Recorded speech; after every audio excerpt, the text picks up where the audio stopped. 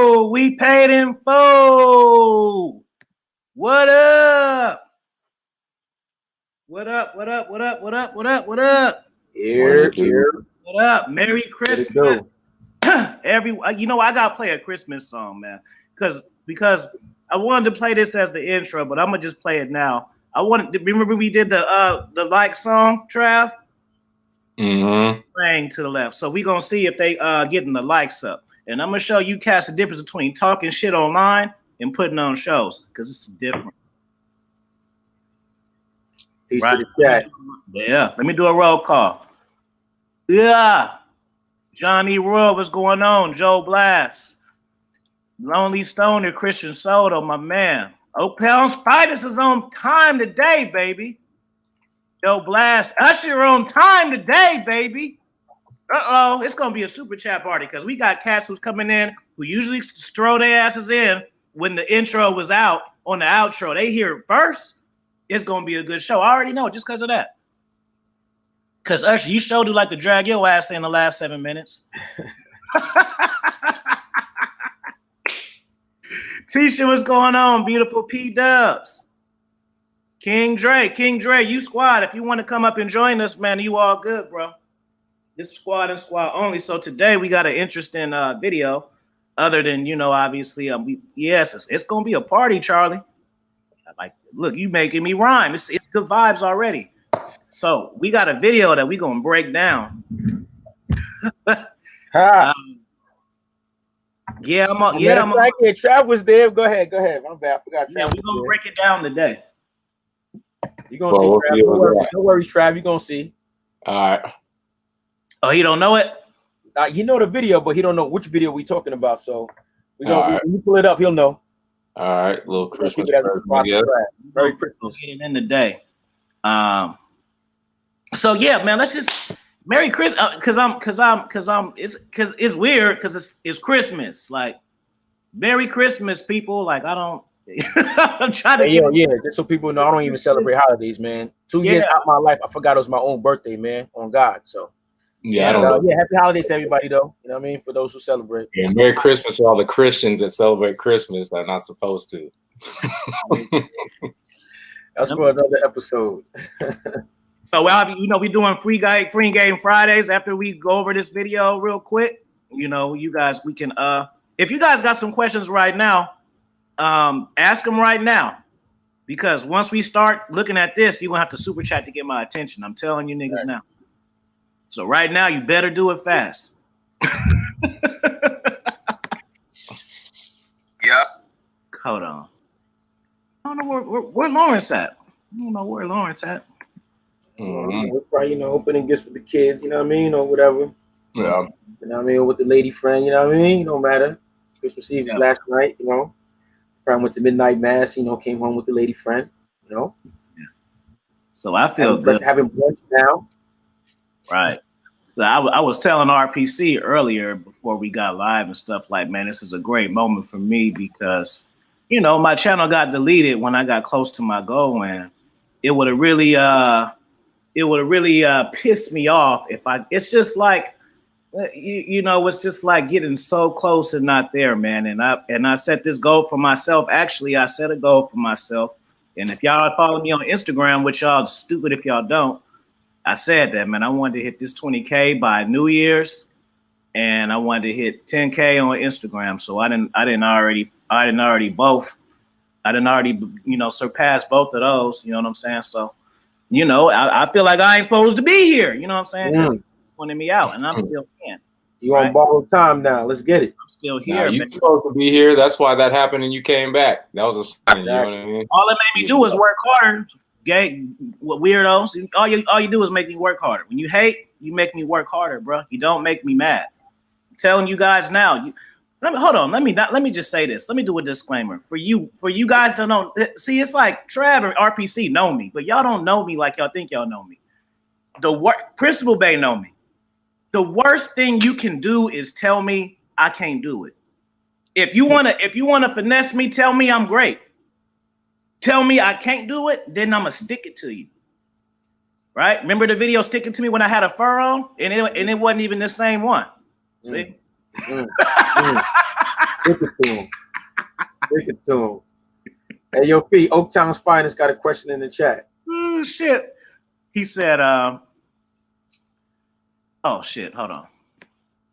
Hey, Afi, remember you telling Myron Gaines you used Matched on his podcast? So are you still on there? No, bro, I ain't got time for Match. I ain't got time for Tinder. I ain't got time for hoes, bro. I'm trying to be a millionaire. Don't y'all understand this? You think I'm just saying that part? Why?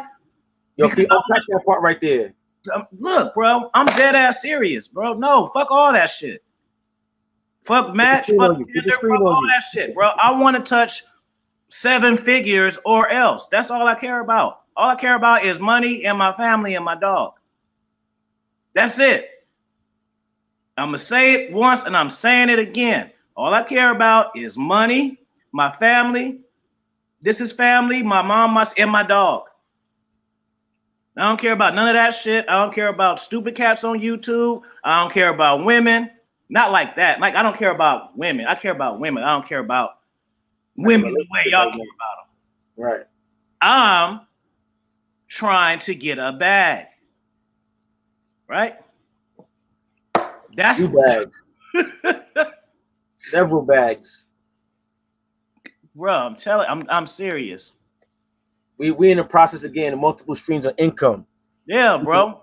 Speaking of that, that, we talk about our books all day, bro. That's what we talk about. I was gonna say congrats to Trav, man, on his new opportunity. Congrats to you, bro. Oh yeah, nah, appreciate it. We all that's what we getting goals. You know what I'm saying? Like chasing. Food, I love food, but I mean, I didn't know I had to say that because I thought everybody loved food, but yeah, I love food too. Yeah. Other than doing an MMA fight because of the COVID, I did all my goals this year, all of them. So you know what I'm saying. I don't count that because COVID knocked that out. So you get an exception on that. That's the best feeling in the world. Great for him to respond. What is he saying? I think he said you can't think you're gonna pop off on TikTok and do your thing and be, you know what I'm saying, having a 20 chick rotation. Who said that? That's what I think King Dre's saying right there. You bugging fam. You can't post on TikTok and get it popping. I mean, you can't be focused on chicks and be trying to get it popping on TikTok. Oh, okay. Bro, I am not a rotation guy. I thought somebody pissed him off or something. I was. Did I? I am not a rotation guy. You said what? I'm not a rotation guy like that. I could do like a small rotation, but that's big, it's too much. Yeah. I can't do that. Like I thought I wanted to do that, but then once you have it, it's not me. That's if you have nothing else to do. Those who really don't have much else to do, they got the time for like 4, 5, 6 chicks. You know what I'm saying? 7 chick rotation. The thing is, to me, after I hit it once or twice, for the most part, I'm kind of like, all right. You know what I mean? What else is there? Yeah. All right, man. So yeah, Oaktown's Finest. I ain't tripping on none of that shit, bro. I'm because I'm trying to emphasize. See, this hold on. Let me just say this before I play this video. The reason why I'm emphasizing this is because I'm not trying to get y'all to follow me. Because if you've been saying it, because how I want to say this, bro, I came into this shit rocking, bro. I came in this shit rocking with plenty of everything. Right? So what I'm trying to show you, in case y'all not seeming to get the message I'm saying, because it's easy for dudes to go monk mode and take breaks and shit when they was never rolling.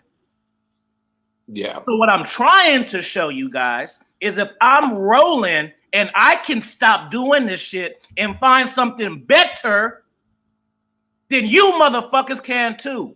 That's the point of this. That's why I keep trying to give y'all the seeds. I'm just telling you face fact so we won't get this shit mixed up. I'm not one of these heartbroken niggas online that speak red pill content. Nigga, I started this shit, I was rolling with hoes. And I don't care about hoes. So I'm saying, that's why I keep saying it because, bro, you can change too. That's the point. You see what I'm saying? I'm not no dude. Well, I can't get no women anywhere. I might as well focus on my purpose. No, nigga. You can find something more important than chasing hoes, is what I'm trying to tell you niggas. By actions. Can we get it straight now? This is what the fuck I mean. I'm not doing those subliminals. I'm laying this shit out for you.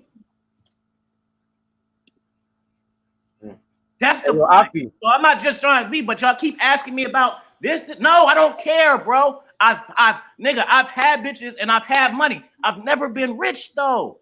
That is my plan. I don't give a fuck if I fuck 5 hoes in 5 years, nigga. That's what I'm trying to tell you. And when you snap and hit the next level, you can get like that too. Don't y'all?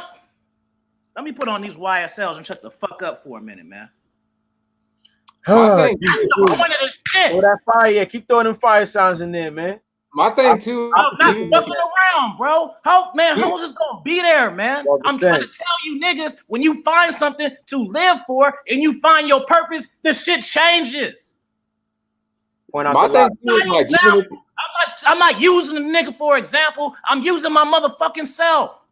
If y'all been watching me for these years, y'all done seen the type of shit that I used to talk, and y'all see the type of shit that I'm talking now. Nigga, I ain't on drought by default. I just found something that I care about more. My thing too, though, is like, even if you did have trouble and then you start getting women, like, you're gonna feel it anyway. Like, once you start getting the women, you're gonna be like, this is it. Like, you know what I mean? Like, I went through that. Like, once you get them, you're gonna be like, wait a minute. This is what they had all hyped this up to be. Like, you know, not that it can't be great, but you're gonna be like, I don't mean to get mad, but I'm sorry. It's like y'all not getting what I'm saying. I'm trying to tell you stuff, and you think I'm meaning something else. Hey, yo, Opry ain't mad. He's passionate right now. Let's get that straight. This ain't upset, man. He's just passionate on this merry day. You know what I'm saying? Me and RPC talking last night. We talking about, he's showing me his book covers and shit. We don't sit up on the phone and talk about what hoes we had over last night. And we passed that shit, man. Word. That's 100. It's going to take you a minute to get to this level, man. Here. You don't just get here by asking to get here. No. Hey, man, that's a journey, family. Like we was talking about last night, dudes got to go through experiences, you know what I mean, and start learning from them to get to where we at. Because we could talk all day, but they don't go out there and actually, you know what I'm saying? No, bro, it's a whole nother level that these cats are scared to try to.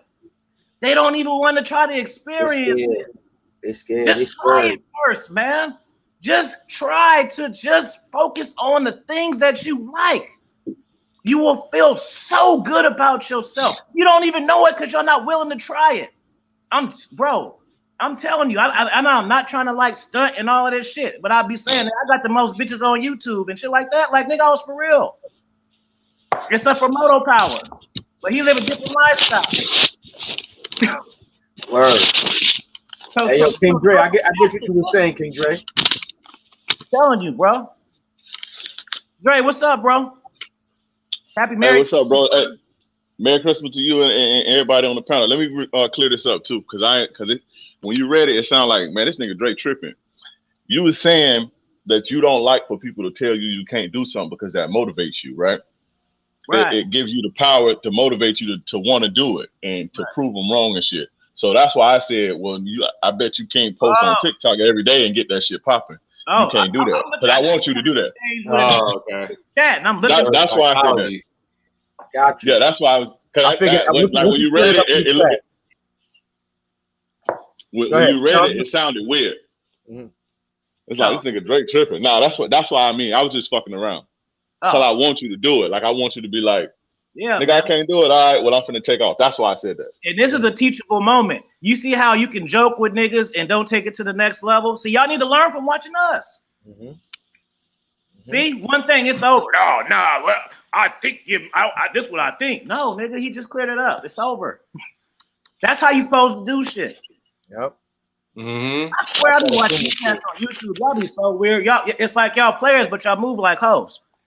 Say that again, please. What you say? I didn't hear you. And get sensitive when your partners challenge you to be better too. You need your partner. Like, one thing I said this privately, but I'm gonna say this now.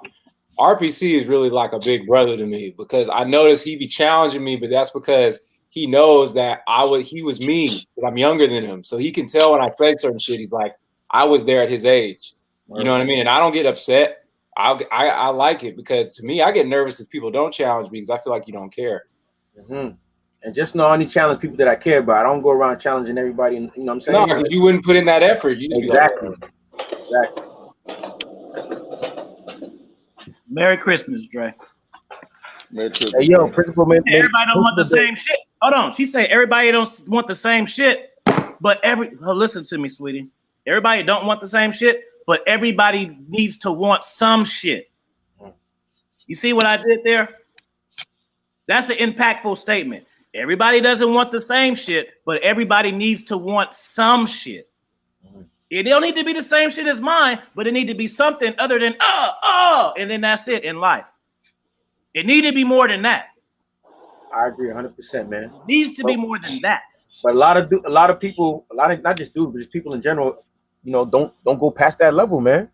Most people just worried about, you know, just getting that nut off, you know what I'm saying? And that's about it, and get something to eat. I mean, that's about it. So a lot of people, you know, I'm not the tech dude, but their software ain't there, man. It's not like me, my friends, and actually I had this conversation in the locker room. I'm saying I'm in New York, you know what I'm saying? There's a lot of people that you know, that have Section 8 housing and all this other stuff, whatever the case may be. And, you know, there's some people that's thinking like, yo, why don't people try to, you know, there are programs or ways for people to get themselves out of these situations as far as like finding ways to make more money so they don't need Section 8 housing and so on and so forth. But basically what I was saying is like, you know, sometimes poverty is a mindset.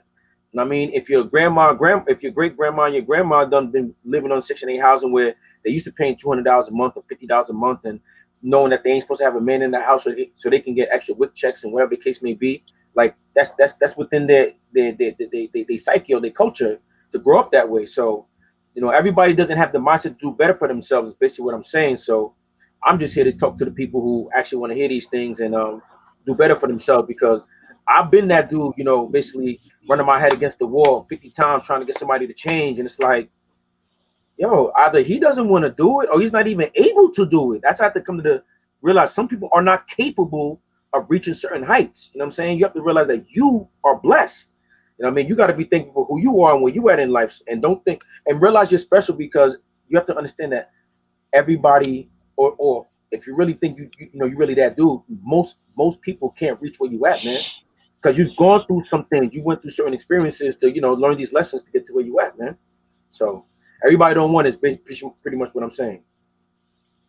And I'm learning as we go too, because see, I know myself really well, but I'm learning how other cats think from doing content. Like I'm telling you, bro, I had expo level game, now I got master level game, because when you do coaching, you get to see the other side. I get to feel the experiences from other people that they go through that I haven't been exposed to. And then what happens is I end up figuring out how to solve these problems. So I'm solving problems that I ain't even gotta. It becomes master level now. A lot of people got false egos too, bro. A lot of people have false ass egos. They were winning 20 years ago or 10 years ago, and they think they're that same dude. Now, winning is 0-0 every day. So you might have won yesterday. Today you're 0-0. That's how you got to look at it. Because I got a lot of partners that they cling off things they did 10, 20 years ago. It's like, bro, that was 10, 20 years ago. You're not winning right now. You're outdated. And then they can't get past their own ego. I got an ego, but I'm also humble too. There's times where I'm like, hey, I got to keep my ego in check. A lot of people don't do that, and that's why they don't win. You got to be every day think that you're at 0-0. You got to keep that hunger going. Absolutely. Hey, yo, Pete, can you ask y'all a question? Go ahead, real quick. Can you click on Blackjack? Go ahead. Hey, how y'all listening? How y'all watching and listening? This one? Yeah. Well, what was Dre's question? What do you mean? How we watching and listening? Real quick, like how are y'all watching and listening, like with the audio loud without using headphones? Like how y'all doing that? Because I don't have to. Like say it again. My computer. Like, but can you hear the feedback? Like, can you hear me talking? How can you hear me talking? Yeah, you cool. With no feedback. No feedback. No. What I'm saying is, if I take these headphones off, my phone gonna be loud, so it's gonna be feedback. You get what I'm saying? So I gotta listen to y'all in here. Like, how the hell are y'all doing that without having headphones in? Maybe it's because you're on the phone. Yeah, 'cause we're all on our laptops. Only one that on your Okay, phone. and you can hear everybody talking and everything with no feedback. Yep. Yeah, you No straight. feedback. That's why I'm sitting here Oh, wondering, like, you got a problem. You. that's why I never put. That's why I never put my cam on, because I don't be having my headphones. Like I You don't be know, at home all the time. MLD asked me to put my headphones on one time when I was on the laptop. So maybe he's had that too, but maybe because I'm not using high power speakers, I'm just using the laptop speakers off of my thing. So maybe if I was using my slap at home, because I got speakers with like a 10-inch on my computer at home, Right. then maybe that would be an Maybe so. issue. Yeah. Okay. Okay. Then it ain't that loud. Okay, I got Yeah. you. Hey, yo, Fee, can you go back up to Blackjack? We said they can't focus on their destiny. Yeah, he's absolutely right with that, because like I said, living in New clarified York. all that, then bounced out. No. I'm coming. I'm finna get back on. I sound good. You can see me good. All right, I'm out. I'm out now. No, I'm walking around my house. I'm walking around the crib and shit. So No, all good, Hey, man. RPC, you got Hey, the yo, question? King Green, I'm gonna come to you after I read this. After I read this statement right here, I want to know what you think about this. But Black Jack says they can't focus on their destiny if they are focusing on survival. So boom. So I just recently said how a lot of you guys, a lot of people should be happy for their blessings and for who they are.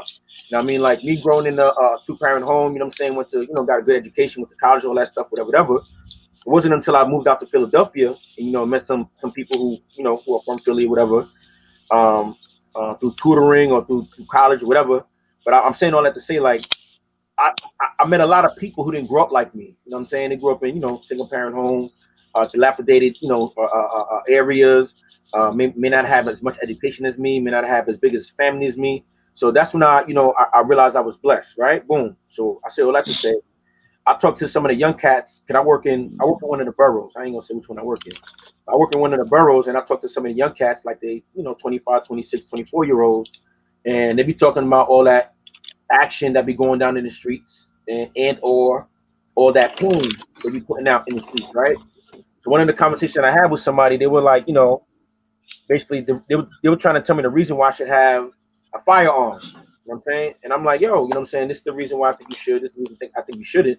But his basic mindset was, how could you not have one? Anybody could try to take you out at any time of the day, and you could be around the corner at the stoplight. And I'm thinking to myself, like, yo, why did he think that way?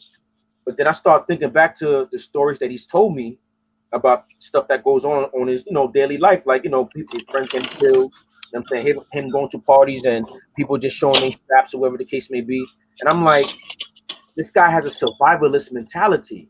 You know what I mean? Like, he's always worried about the next dude in the car, the next dude in the corner killing him. You know what I'm saying? Or, attempting to take his life.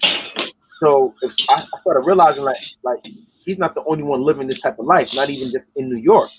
So if you live this type of life where you live in a survivalist mentality, and now mind you, the reason why I bring this particular person up, this particular person I'm thinking of, he's highly intelligent, bro. Like, I have conversation with this dude. He's highly intelligent, man. But because he is in the environment that he's in, he acts and thinks the way that he does. But if I highly believe if you were to take this dude out of that environment, this dude could be, you know what I'm saying, he could do anything that he puts his mind to. So, King Dre, what you think about the fact that, dudes in the streets, you know what I'm saying, they have to deal with XYZ? Like, do you think that really does affect, you know what I'm saying, how they think about their future? You know what I mean? Does of course, allow them to think about their future and the plan? Most definitely, bro. When I was in the streets, bro, I couldn't see past. I couldn't see. Like, if you would have asked me where I was gonna be, when I was 19, if you would have asked me where I was gonna be when I was 27, I probably would have told you I'd have been dead in jail. I couldn't see nothing else. Like, you literally can't see anything else because you're literally trying to survive. It's not a thing to where, it's not a thing to where it's like most people get up and they go to work and they trying to figure out how they not gonna be bored, or making enough money to pay they rent or some shit like that, or damn, my boss making me work overtime, or damn, my bitch tripping on me today, or damn, my boss was mad at me today. Niggas in the streets, the people in the streets and people that come from that world are literally trying to survive, and you don't have time to think about nothing else. You see what I'm saying? Mm-hmm. Especially if you're not like, you got some cats that's like me. I was a lot more disciplined because I had my girl, I had my kids and shit. So I would go home at night. Like, when I got a certain age, I would go home at night. You know what I'm saying? When I like 23, 24, when I was 18, I was out all night, all day, all week, nothing. But I started to get to a point where I started to go home at night. You know what I'm saying? Like when the sun started going down, I would go home. So you gotta, when you don't have that type of structure, you don't have time to think at all. And it's, damn, how I'm gonna get the how I'm gonna not go to jail, how I'm gonna not get robbed. Damn, the ops is sliding through shooting. Damn, is this bitch trying to set me up? Can I fuck with this bitch? Is she trying to set me up? Damn, I gotta pay my plug back. Damn, like you don't think about what I'm gonna do with this money to better myself, because you don't really have time to think about shit like that. So that comment that dude put was very true. A lot of times people can't focus on their destiny because they so busy focused on just trying to fucking live. Not even trying to take it to the next level or make their life better. A lot of people trying to focus on not dying, fam. Like that shit is crazy. You see what I'm saying?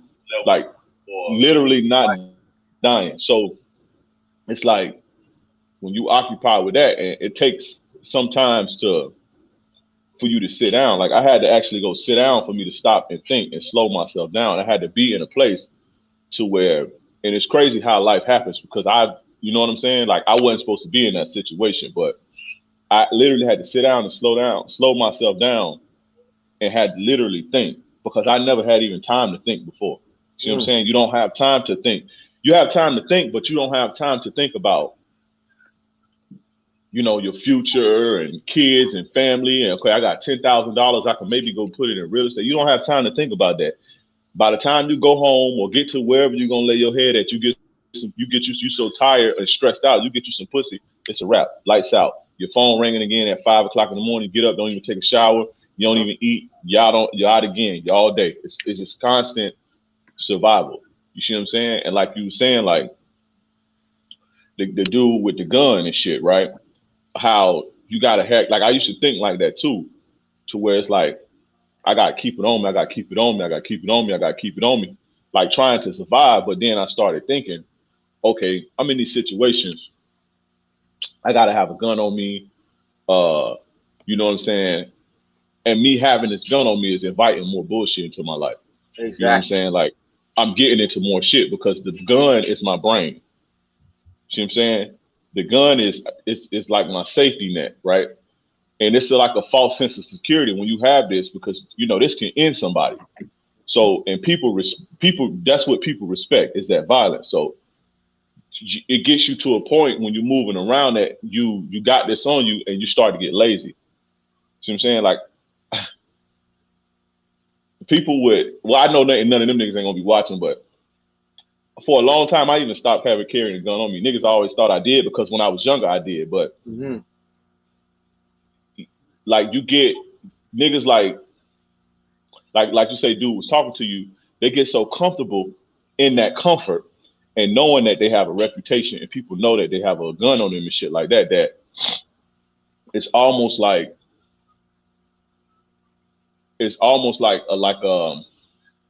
like not taking medicine if you don't have it. Like it'll drive you crazy if you don't have it. Yeah, make you nervous. It comforts you so much. It makes you nervous when you don't have it. You see what I'm saying? It's like you didn't take your Xanax, or you know what I'm saying? So yeah, it's crazy though. That's real. I started to drift off, but yeah, man, when people focus on survival, it's hard to think about your destiny, bro. And I don't even think I would be here had I not went to prison, because I never had time to even sit down and even think, bro. Like, I'm telling you, things be happening with divine moving time so fast. Hey, another quick example I got is my cousin, God rest the dead. You know what I'm saying? He used to, you know, he was a street dude. He came to visit me from Florida. Like I said, I live in New York. And he came through the side door of the crib. You know what I mean? I left the side door open. I'm in a nice area of Long Island, you know what I'm saying?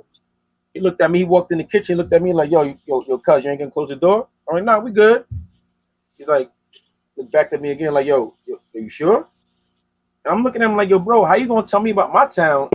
But it wasn't even that. It was like I realized, like, this is what I know street dudes, and dudes who act like that, it's almost like what I get from them is they're afraid of they're afraid. How can I say that? They don't want what they've done to people to happen to them. You understand? To happen to them, because you know you're not doing right, and you know somewhere in you that you reap what you're gonna sow. Like I'm telling you, like for a long time, like maybe a couple years, like when I was done, like I just used to leave my door unlocked because it felt good to be able to be relaxed. Like, you see what I'm saying? Like it carries so much, like, and a lot of cats. Hey, real quick, King like, Dre. Especially King Dre, real quick, because I want to acknowledge O'Shea real quick, because I don't know if he actually listened or he just showing support. It's a pleasure, and y'all come on, bro. Y'all better hit this fucking super chat, all this daily game y'all getting. So look, it's a good feeling to even have O'Shea give me my first super chat of the day, because I was just a nigga in the chat. And I remember when I used to be in O'Shea's chat, he used to be like, Dominus mindset. Who is this motherfucker? I remember. O'Shea used to think I was a troll because I had the long ass name and shit. You see? And now he's acknowledging me as a peer, man. You know? He came drop first today, man. So I appreciate you, brother. And you already know now, fam. Now you owe me a job for the Negro Manosphere too, writing, because I done wrote 5 books. That's enough right there. That's all I gotta do. That's my resume. Hold on, O'Shea. You put me on there right now, because let me show you my resume right now. Hold on. We're going real quick. Put it up. Real quick. Hold on. Let me pull it up. O'Shea, man. Yeah, so shout out to you, O'Shea. And I just realized, man, right there, bro. And you guys don't understand that feeling because y'all don't make content. So y'all just being, what the fuck? You make content, you know what I'm talking about. It's certain cats you gotta respect, whether you like them or you don't like them. They're staples in this arena. 100%. You know what I'm saying? And I had the pleasure of interviewing O'Shea on my shit, and that's boss move because O'Shea don't do interviews with cats. You can come on over there to his shit, but when y'all see O'Shea on panels, you don't. Right. Guess where he came? The kingdom. The key to your future self. That's the resume, that book right there. And thanks for that super chat. One more, we're gonna have a party. Let me play a song for O'Shea real quick. Let me just do this because I wanted to play this song. This is a song I wanted to play for the super chat party. We ain't gonna do the regular song. We just gonna do this song. Hold on. What's my song? This one. No, not that one. Hold on. Sure, appreciate that's for Blackjack and O'Shea. This Busta Rhymes shit. Hip hop. Not this raggedy shit y'all be listening to. Shit feel like we floating down the Milky Way, nigga. Hey, I wanted to point out too, today is Christmas, even though I don't celebrate holidays, whatever. But it is Christmas, man, so show Aki some love, man. It is Christmas, you know what I mean? $2, $20, whatever you want, man. It's Christmas, show some love, man. Yeah, man, drop 5. It's the season of giving. And that's another thing. Let me tap into that real quick, man. People don't understand the power of giving, man. Like, I read it somewhere man. The other day where it was like, yo, make it a habit to at least buy somebody something, not buy somebody something, spend money on someone else at least once a week, man. And then, I think the average person who reads that's gonna be like, what? Get out of here. I ain't doing that. But yo, I'm telling you, bro, like, yo, the universe is crazy, man.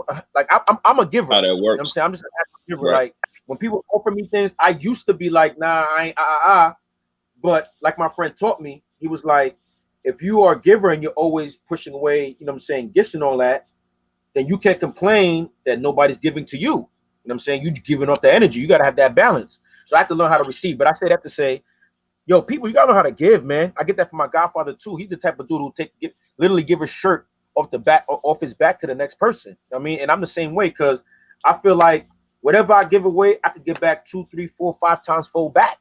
No biggie. You know what I'm saying? So if a dude need it more than me, or even if the dude don't need it, you know what I'm saying? I just feel like, yo, I think this could better the next man. You could do better with this. Hey, I'm gonna give you that, man. It don't even just gotta be money. So I say a lot to say, man, don't be selfish. And another thing my godfather taught me was money can't do nothing for you in your pocket. Meaning you dudes who are hoarders, yeah, you got 10K, 50K, 100K in the bank, but what you doing with it though? You know what I'm saying? It's just sitting there. You're not even investing in it. You're not even, you know what I mean? So give, That's man. Real, have that balance. that's some real ass shit, bro. That's some real ass shit, bro. That's some real ass shit. I used to have so much money put up, bro, and just like not doing with it. And one day I ain't had none of that shit. Like literally, like the tighter I tried to hold that shit, it sucks, bro. But I'm talking about like Yo, you gotta let that shit most go. people. Money I'm talking make about money. most people. Most people will never see that type of money, right? Ever. And like I used to be so not like I wouldn't like be stingy with myself or my people and shit, but just like just holding on to it so tight, scared to invest it, scared to donate it to charity. You know what I'm saying? Scared to invest it in myself. But here I would go and fucking go in a strip club or go buy a fucking $300-400 belt and shit. But being so scared and holding on to it. And one day I didn't even have it. I realized like I don't have none of that shit, like from holding on. But once I got into like giving, right? Giving like, and not just giving for the wrong reasons, because niggas can go to the strip club and give $5,000. But what is that? You know, to some hoes who ain't gonna do nothing, go give it to a pimp and spend it on powder and shit and tooting their nose and shit. Right. But once I got into like giving to like actually help people, what I can, seeing guys like people begging on the corner and shit, because I never used to give bums change. I used to be like, well, they got the same 24 hours I got. I used to be like that in my mind, right? But once I stopped being like that, even like regardless of what I had, like it done been days, I'm talking about as a grown ass man, after I done had all this money, well, I ain't have literally no money in the bank and $2 in my pocket. Like literally, bro, like, and you got $2 and then you see somebody right there with their kid and I done gave them the $2. And then, but that next week, something come through and boom, I'm blessed. You get what I'm saying? When you give, the universe blesses you to keep giving more. You see what I'm saying? When you're taking care of people and doing good things. You got to give genuinely, not on some real quick. Everybody, hey, look, I gave the homeless guy something. Look. Nah, man, ain't about that. Real quick, y'all. Shout out to Lottery Guru for the super chat. He said, "Congrats on 20K much." Yeah, I'm finna hit 50K on y'all niggas. All these Ks. I'm telling you, I've watched too much shit. I'm gonna be one of those cats where y'all think I'm crazy now, and then when the shit happen, y'all gonna go back and find this footage and make a documentary of it. It's the same shit. You guys are witnessing geniuses, bro, because we all build each other up, and we all gonna get better because we all communicate and motivate each other and shit. Like you guys are just happen to be witnessing the beginning stages, and the only reason why you're seeing it because we own YouTube. But I guarantee you, 5 years from now, everybody who you see on this regularly is gonna be better. I guarantee you that. Yeah, so you niggas can keep arguing and jacking into each other's off dicks on YouTube all y'all want, and who doing the most shit all y'all want. But I guarantee you, anybody who I'm fucking with is gonna be better because that's all I know. You know what I'm saying? And that's the thing, bro. I promise you this. Anybody who knows me for real, I ain't never hated. I've always just tried to congratulate and motivate. Just period. Behind the scenes, even on camera, like that's just who I am, bro. So I'm telling you. Oh, but this is what I was gonna say. Do y'all even want? Because it seemed like we on some real shit. I didn't put it on the bill. Do y'all want to break down the video, or y'all just want to get on some real shit? I mean, no, we already about an hour. I don't know. Did Dre see that video? I mean, it is a long video. I don't know if you want to break the whole thing down. I don't even know what it is. What is it? Video I did with AP. It can be done, but I'm just saying, do we want to even do it today to just shift the whole vibe? Because because we free game Friday, so the topic is pretty open to we don't have to be adamant about one thing. I didn't even put no breakdown in the title. Y'all didn't even know we was gonna do that. We knew, but y'all didn't know. So I don't feel like I have to stick to it because y'all didn't know what was happening. So y'all want to break down? Press I don't know. Press one if you want to do a video breakdown. I might chop it up. What's going on, Nelly? What y'all want to do? Y'all want to break some shit down? I got it on cue, or y'all just want to chop it up? Chop it up. Put chop or break. Yeah, chop or break. Chop or break. Because we got a good flow, and it may be some. The video is titled "A Woman's Value," right? A woman's true value. Pardon me. A woman's true value. Put it in the chat, y'all. Oh, that's chop a good or break. title. I got it right here. But it's gonna. I don't know. Comedy shit. So it's gonna. That's what I'm asking because it's some comedy shit, and it's gonna take the shit somewhere else. Right. So y'all want to just rock like this, or y'all want to, I ain't got. I kind of want to see it though. I want to see it. Okay, we got one. So that means when I say chopper break, so we got one break. One break. We gonna do got over 30 people in the chat. 3 out of 5. So I need at least a 30%, you know what I'm saying, participation. So that's about let's do one. So about 10 people. Hey, shout out the Black. Shout out to Black. I had to dip out yesterday because I was at work. I had to deal with a client. I missed the epic expert level breakdown on my IG page. But shout out to her though. All right, let me just pull it up real quick because I'm seeing do it both and all that. How y'all just assuming how much time I got? Just you know what I'm saying? I mean I do, but let me confirm that I got the time. I ain't told y'all I got the time. Y'all just do both. How you know I got time for both? Hey, what y'all talking about though? We just chopping it up. 20K Christmas chop up. Oh, okay, no doubt. I seen you. Hey, let me say this. Oh, my bad, G. Go ahead. Nah, before we get off of that, because a lot of people think, because I used to think this too sometimes, that you can't give if you don't have money. You don't have to give money, bro. Sometimes you can give your time. You know what I'm saying? Sometimes you can like give right now. What these likes is that's another thing. You can give a person a like. You know what I'm saying? Like drop a comment. Hold on real quick, Drake, because I know even guys will tell you, and let's just clarify this. Like, yeah, it's consistency. Yes, content. Yes, engagement. But sometimes, like, guys will hit you up, Dre. Damn, Dre, you got game. How come you ain't bigger? Damn, RPC, you ain't big. How come you ain't? Dude, y'all not even liking and commenting the videos, bro. That's y'all share. You guys got power too. That's almost sometimes an insult to me. Sometimes you need to be like, "Oh man, you deserve to be big," and I'm like, "Have you ever shared anything?" No. I appreciate you, bro, but the way that I'm gonna get bigger is by you sharing it. Like, you know what I'm saying? Like, you can give in that way. You don't have to give me money. You don't have to, because I don't really need your money. You dig what I'm saying? Give your time, give a share, give a like. Like with me, I answer all my DMs. I give my time. I don't have to give all you niggas money. I answer all mine too, bro. Or check this out. Introduce your content to your friends, to your partners. Like, it's different ways that you can help the movement. You know what I'm saying? To help the movement it doesn't necessarily give. have to be money. You know what I mean? See, a lot of niggas too, they want the game to themselves because they think that if other people gonna have the game, a lot of these cats that's coming into the game, they think that if they give everybody the game, then there ain't gonna be no more bitches left. The world ain't gonna never run out of bitches.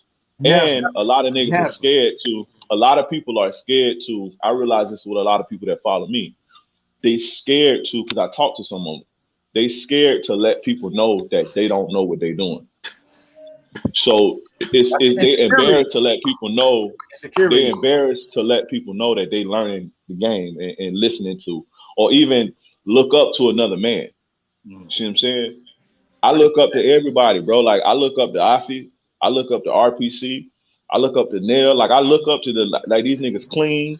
They travel. They got their shit popping. Like, and I'm a grown ass man. I'm 36 years old. It's okay to look up to people. Yeah, I look up to Steph. You know what I'm saying? Exactly. I look up to Steph, and Steph ain't nothing but 22.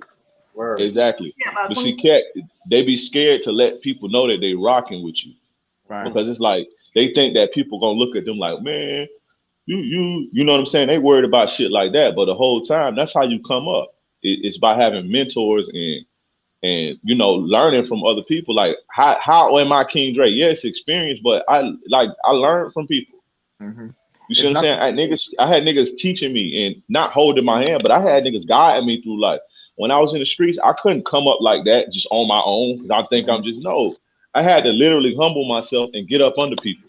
Mm-hmm. You see what I'm saying? And why niggas was humbling themselves, Dre.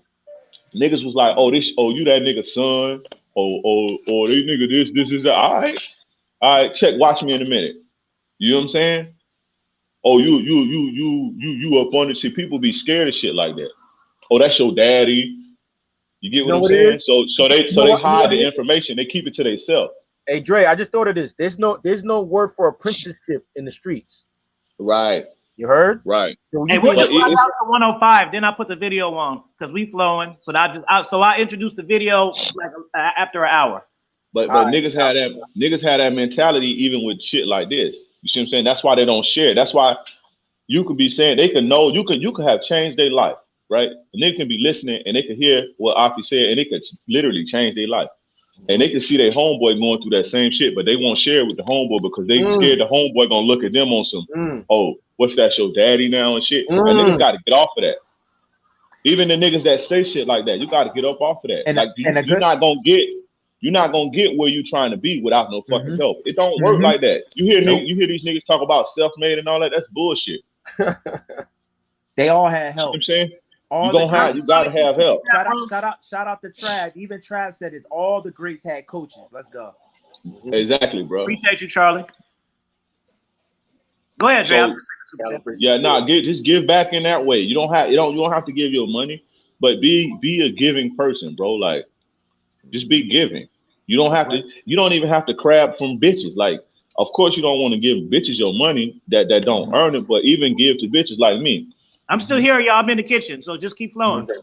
Even like with me, when I deal with women, I'm not no crab with women. I give women game. I give them my time. I upgrade them. I take the time to help them if need be. Now, if it wasn't a sin as far as the game go to give a bitch money and they not look at you like a trick, if I could give a bitch some money to help her and she not look at me like a trick, I would do that. The only reason I don't do that is because it's going to be detrimental to me as far as my relationship with her. But I would give a person a shirt off on my back. Exactly. See what I'm saying?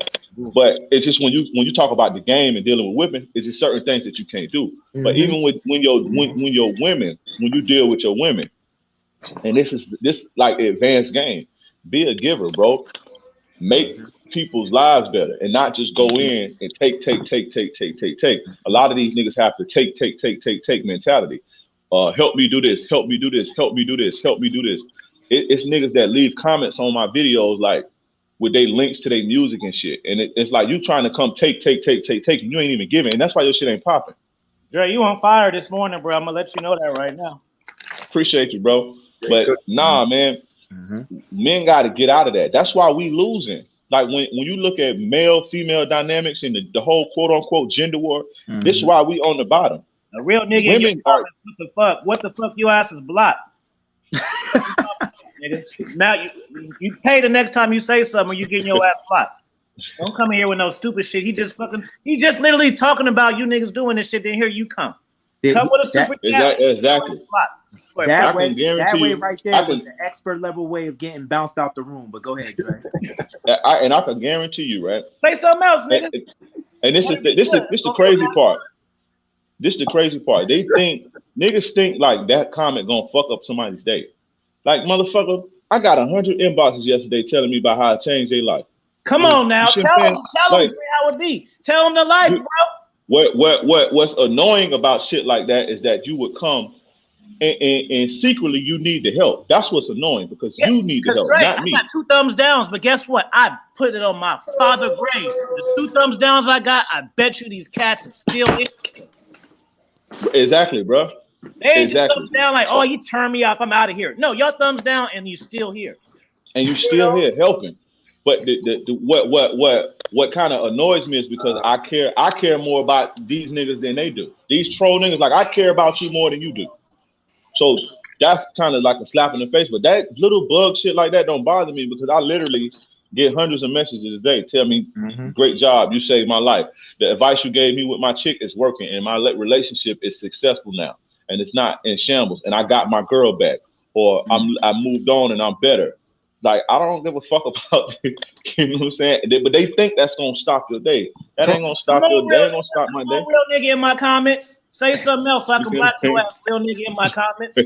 Yo, trolls don't realize real niggas get blocked or get some money. Trolls don't realize at one point they're going to crash. They're going to self-destruct themselves. They might be hee ha now, but at some point, all the trolling is not going to matter. You're going to self-destruct. And so this the ill part. Get the last laugh. And this the ill part. This is what a lot of these silly motherfuckers don't realize, right? Because when trolls start commenting, especially on TikTok and Instagram, when they start commenting, I let them know what they're doing, and they stop. Like it completely stops. What these silly motherfuckers don't realize is this: these apps have an algorithm. the algorithm can't tell your negative comment is a negative comment. Facts. It doesn't know. Nope. It's just engagement, motherfucker. So you helping me. Actually, you helping me. But you hurting yourself. You gonna crash, but you actually helping me. Because like I said, it doesn't know the programming behind these apps that help pages and posts blow up and get recognition. It doesn't know that what's his name? A real nigga. It don't know that he's a hater. It doesn't say, oh, that's a hating comment. This comment doesn't. This comment means that this video is trash. So let me penalize the video. No, it says, okay, a person's engaging. This is why I would sometimes on my posts with holes and shit like this is why I just continue to go on and on and on. And niggas be like, man, you petty. Why you going back and forth? I'm doing it for me, for the engagement, bro. Like, I don't give a fuck about. I ain't even reading a lot of the times I don't even read it. Why you telling them the secrets? I shouldn't, right? I shouldn't be telling them. Look, hey, real nigga, you ain't got no real hoes in your chat. Say, my bad. Let me not say that. Keep moving. Let's go. We on it. Yeah. Hey, you know what? I am. I'm giving them a Nelly, little bit too much. Nelly, you muted. I think. Nelly, you muted. You muted, Nelly. My bad. Yeah. I said don't go too hard. They might try to flag the channel. All right. Right. Yeah, y'all right. I'm giving them niggas a little too much, but understand, I just want you haters, because I care about you. I can't care about you. Realize what you're doing. You're only helping. Yeah, you may cause a little annoyance. You may cause a little annoyance and shit. You may annoy a motherfucker, but you really you actually helping the cause, like, for real. So just think about that and use that energy to make your life better. Because I can't fathom sitting watching something. You didn't want to get blocked, huh? You still want to listen, don't you? That motherfucker. Exactly. It's not. I want to block you so bad. I want to block you so bad. This is the thing. No, but I can't, because he ain't saying nothing. So that he listens.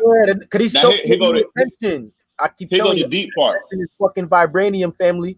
Go ahead, Doc. Here go the deep part, right? Check this out, right? This is another thing these niggas don't understand. Now, when you ever sat back and watched something you didn't like and how it made your blood boil, or if you was watching a movie or with your girl or something like that, and something happened and it make your blood boil and it makes you mad. This is what these niggas is doing, right? They sitting back watching something that they don't like and their blood is boiling. Well, do you know what happens to your body when your blood is boiling? You killing yourself, like literally. You see what I'm saying? You literally killing yourself by sitting watching somebody that you don't like, because your blood pressure is rising. You see what I'm saying? And the higher your blood pressure rise, it damages your vessels and it constricts the blood flow to your heart and your brain and shit like that. Not only the toxic chemicals that your body releases when it's stressed, and it takes a toll on your liver. Like, you motherfuckers crazy. Y'all like sitting there literally killing yourselves watching shit you don't like. Hey, so bring me up to speed. I hate to go there, but shout out to bro. Man. What up? You already know Modu, baby. We in the building. We just having a Christmas just chop up. We ain't even like on topic like that. We just chilling. Shout out to Ricardo in the chat. What up, man? I hate to take it there, bro, but don't kill yourself trying to make me mad. I'm just saying, because the real nigga ain't had nothing else to say. So I'm trying to figure out how real you is. Show me how real you is right now. Please show me. That nigga sitting over there with his blood boiling, his blood pressure up. Please show me. Blood pressure up, and he killing himself. He putting all type of stress on his kidneys and liver because his body is releasing negative chemicals when it's stressed. Hey, why he hating? If you don't know, hold on, real nigga, I want to have some fun. I'm not really mad. I just want to fuck with you. Since you said what the fuck, I want to what the fuck you, right? So you can know that you either got to pay to get up in this chat again because I remember that name, or shut the fuck up. Right? Hey, just real nigga in the chat. You ain't got 5 niggas on the panel who are all boss cats with a book in the background and women in the chat, and you ain't got O'Shea super chatting you. So what the fuck you, nigga? Hey, and why that the dude y'all referring to getting his super chat together, he can go right on Amazon, go to right into Google search and type in Ivy Kingdom books, boom, and then he can cop my man RPC book in the future, boom, and then he could cop another book, my man Dre book that he gonna drop in the future. That's gonna help you. And see, these niggas don't understand, right? I don't, man, listen, y'all don't understand that women are different, right? When we're talking about women pick up on this shit. See, men, we don't pick, the way our bodies are designed, we don't pick up, it's hard for us to pick up on energy and things like that. We more so have physical strength and testosterone. Women have a radar for that shit. They have the radar for it. It's a survival mechanism. They're wired to have that type of survival mechanism. Our survival mechanism is our testosterone and our physical strength. We can punch a motherfucker. This is why you see so much killing amongst men, and you don't pretty much see it amongst women. Women do toxic, underhanded, conniving shit to each other. That's the way they survive. So you have to understand that women pick up on the energy. Even if you may think that a bitch can't see you or feel your energy, but just the pure fact that you have that hate in your heart or disdain or like you're a jealous person, a woman you can literally sit down next to a woman and you not say a word and she can feel that shit on you. That's what y'all don't understand when y'all carrying that bullshit around. And you wonder why you can't get no bitches. You don't even have to speak. Energy. Women are masters of energy. Women are big masters of energy. Where's Trav at? What Trav say that was hella funny? They're master. What did he say? Trav said some shit hella funny. Oh, they sexual con artists.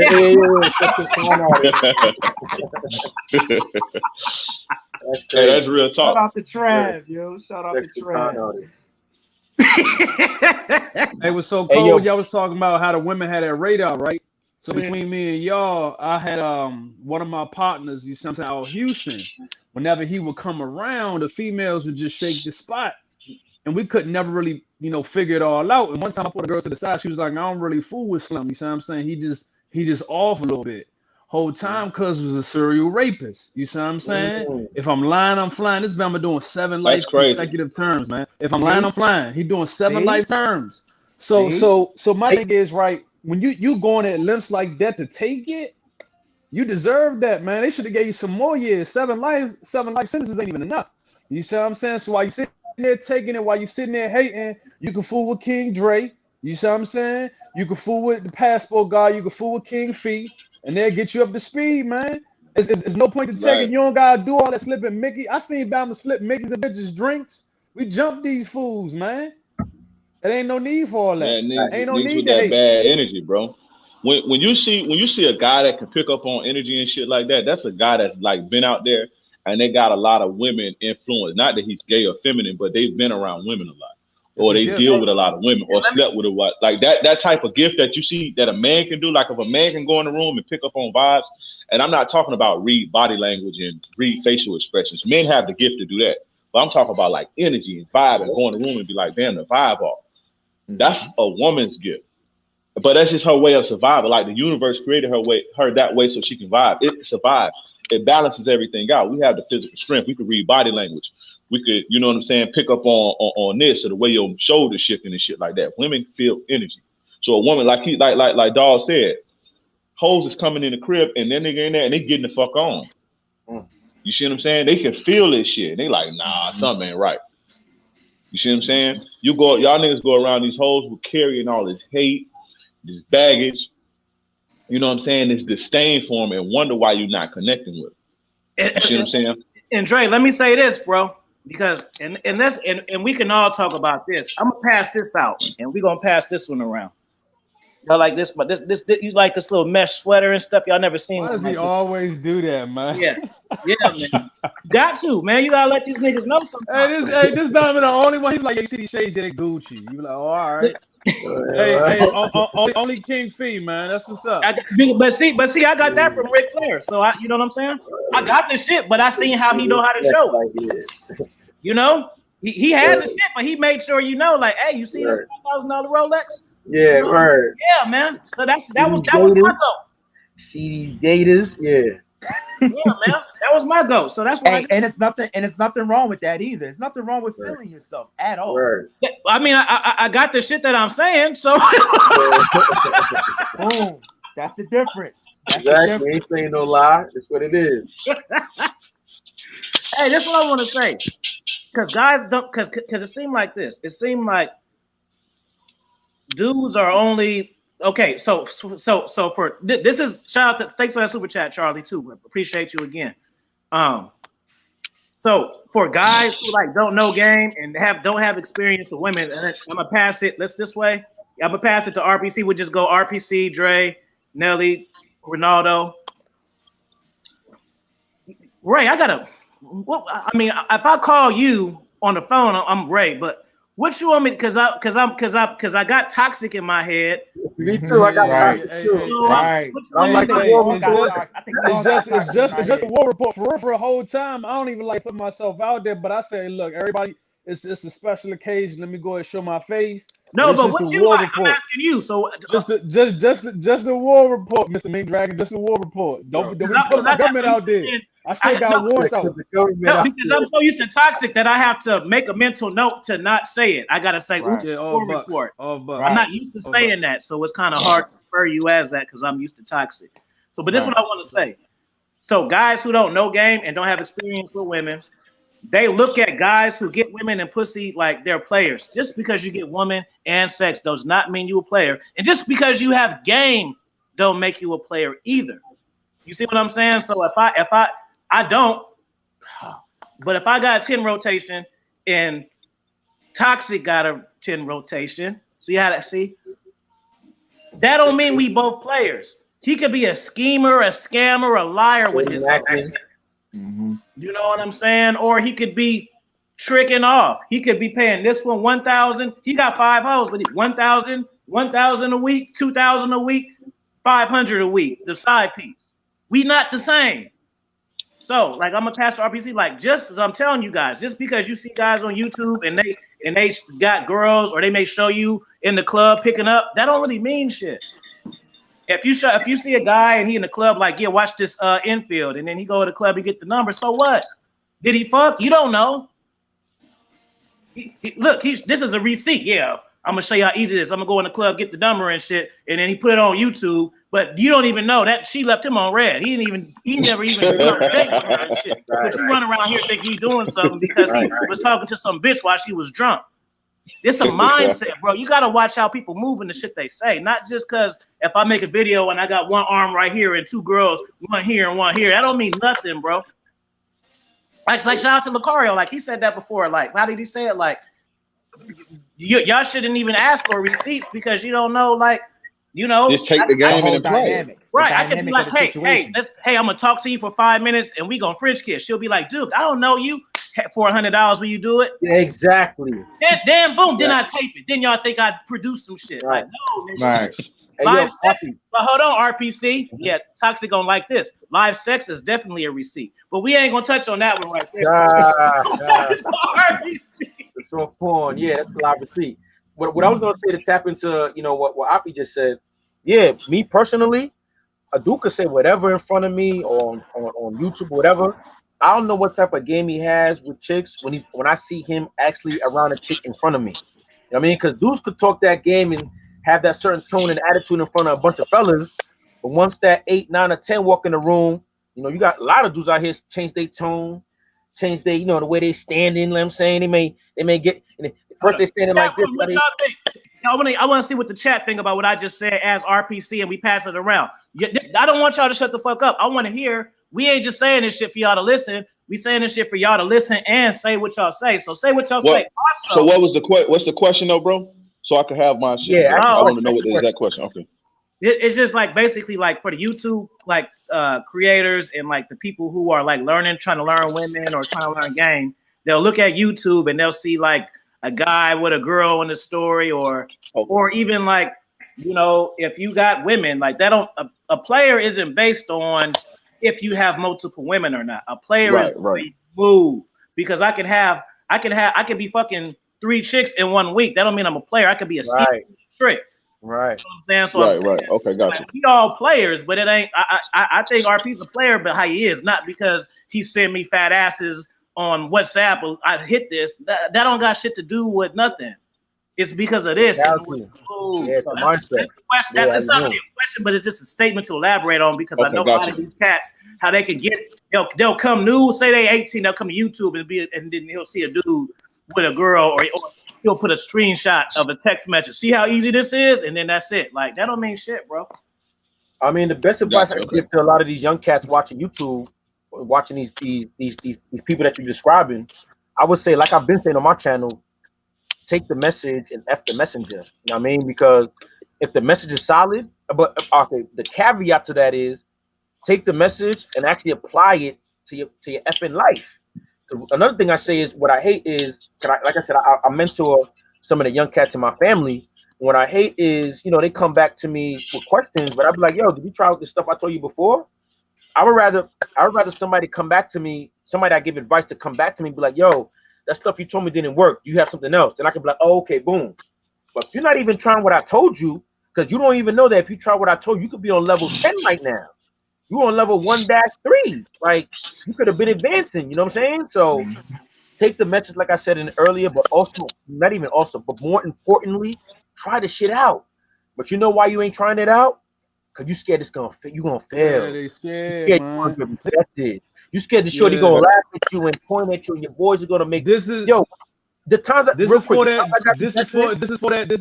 cold approaches beta crowd. Like cold approaching and looking for choosing signals and all that. Yo, bro, like we said the other day, that's too analytical. You know what I mean? Live life freestyle, you know what I mean? Sometimes it might be choosing signals, sometimes it might not be choosing signals. Sometimes, depending on how I'm feeling, where I'm at, I might just straight completely ice approach, meaning the bitch didn't even see me. I'm at her back. I just might like the way her body is shaped. Like, you know what? I'm about to start talking to this chick. But like I said, when you was in DR, you weren't showing receipts. Some shit just happened. Like I say, Nelly, it ain't a big deal. But I was in Vegas that time, just talking shit. Some bitch, I'm like, oh, she looking at, she just put some chicken in my mouth. Like, okay, well, if that's not a choosing signal, I don't know what is. She literally put food in my mouth as I'm walking, talking to my phone. Like, you think I can get her? Do I have to like show you? Like, look, I got her shit right here. Well, if you're a player, if a bitch doing that type of shit, then she's already gone. Mm-hmm. Let me say something else real quick. Let me say something else because you said something that's true. You got guys out here that would be like, yo, man, at least back in the days, you know what I'm saying? Growing up, you got guys that's like, yeah, I got like 10 numbers at the mall, man. Or I got like this many chicks numbers at the mall. Everybody else would be like, oh, that's what's up, man. Oh, you the man. I'm the only one that's like, so? Yeah, we used to be like, did you hit the bitch or what? Yeah, like, that shit don't mean nothing, bro. Like, because as a man, that's what you should be doing. Like, what we you should be doing that. You should be doing that. That's why I'd be like, okay, what happened? Like, I bet, when you had them bets and shit back in the day, I bets wasn't who can get the most numbers because that shit easy. We used to be like, who can fuck the most hoes by Friday? There you go. That's what I'm talking about. Who can fuck the most hoes, and you gotta figure out a way to prove that shit. We used to have to call them hoes on three-way and all, like, yo, without cheating. Cheating. I remember there was a time in my life if I wasn't smashing like 2 new ones in a week, I was a loser. Yeah, bro. And that's just regular, and it's regular shit. Just how I said it. That's the game. That's the receipt. Right. So if I'm hollering at chicks every single day and I get 1 number a day and I can't smash 2 of those per week, like what the fuck about? So and those numbers will add up to you can see what's up. Right. you know, this is the thing with these niggas, right? This is the thing with these dudes.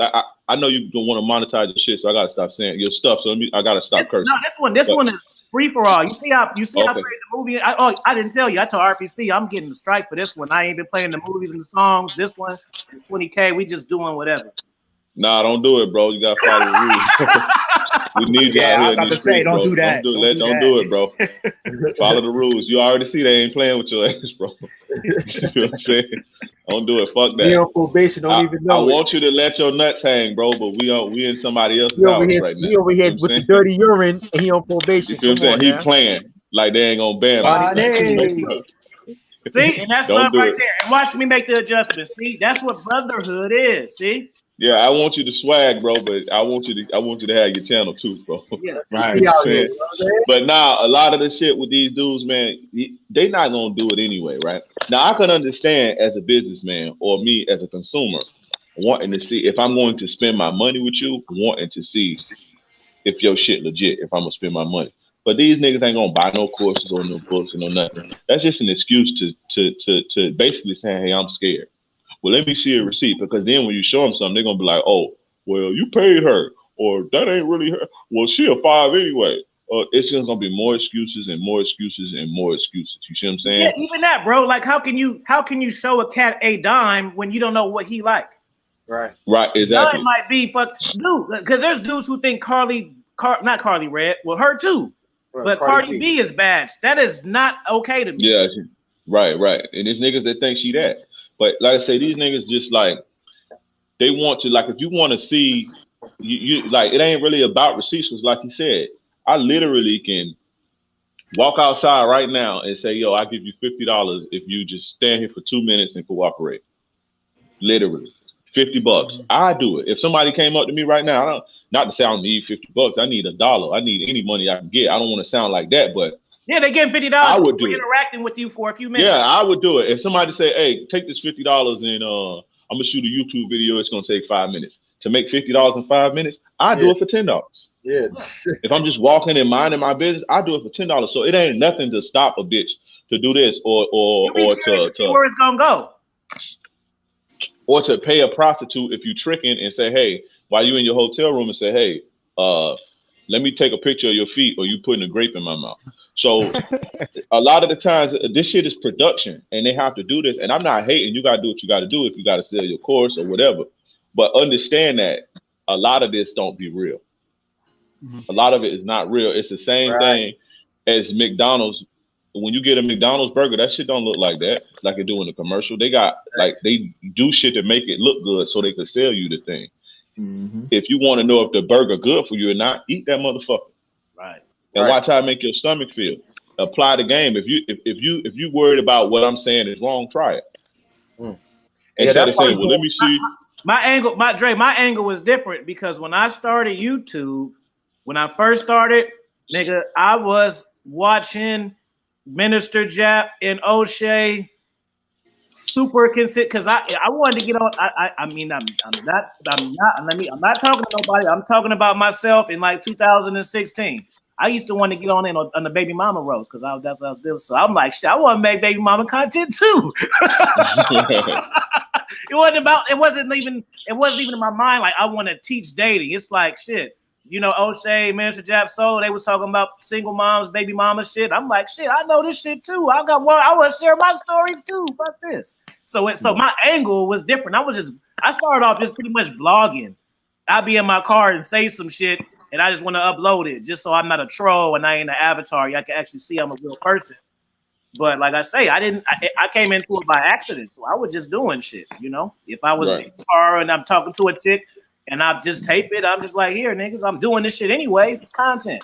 But it wasn't my angle. Later, it became an angle because I seen that, you know, it's a business. But I didn't start it like that, you know, because some people started, you know what I mean? Like, hey, I'm, you know, I remember AMS saying, like, when he started, he's like, I'm gonna be the biggest dating coach ever. That wasn't my thought starting. I didn't think I was gonna be the biggest dating coach ever. I want to be a podcaster, you know, right? But it's different, right? Yeah. I just think just apply the game, bro. Like, take the game. If you know, just do what works for you, and still like, oh, let me see some receipts. You gonna get, like, why do I need to go call my baby mama or call some bitch to come over here to take some pictures and to show you just for you to listen to me? Like, that's too much fucking work. Like, that one view is like, it's not even worth my time to do that, to prove to you. And you ain't gonna buy shit from me. Like I said, if you had my course in your shopping cart and you like, yo, I feel uncomfortable with buying this because I don't know you like that, you know, if you could, you know, if I can be comfortable with knowing that your information is gonna work for me, I spend this $250 with you. Hey, nigga, I fuck a bitch on camera for you. You see what I'm saying? If you're gonna spend your money. Let me say one thing. No disrespect, but shout out to a real nigga in your comments, because I am gonna read your comment because it was positive. He said, this nigga Dre got game.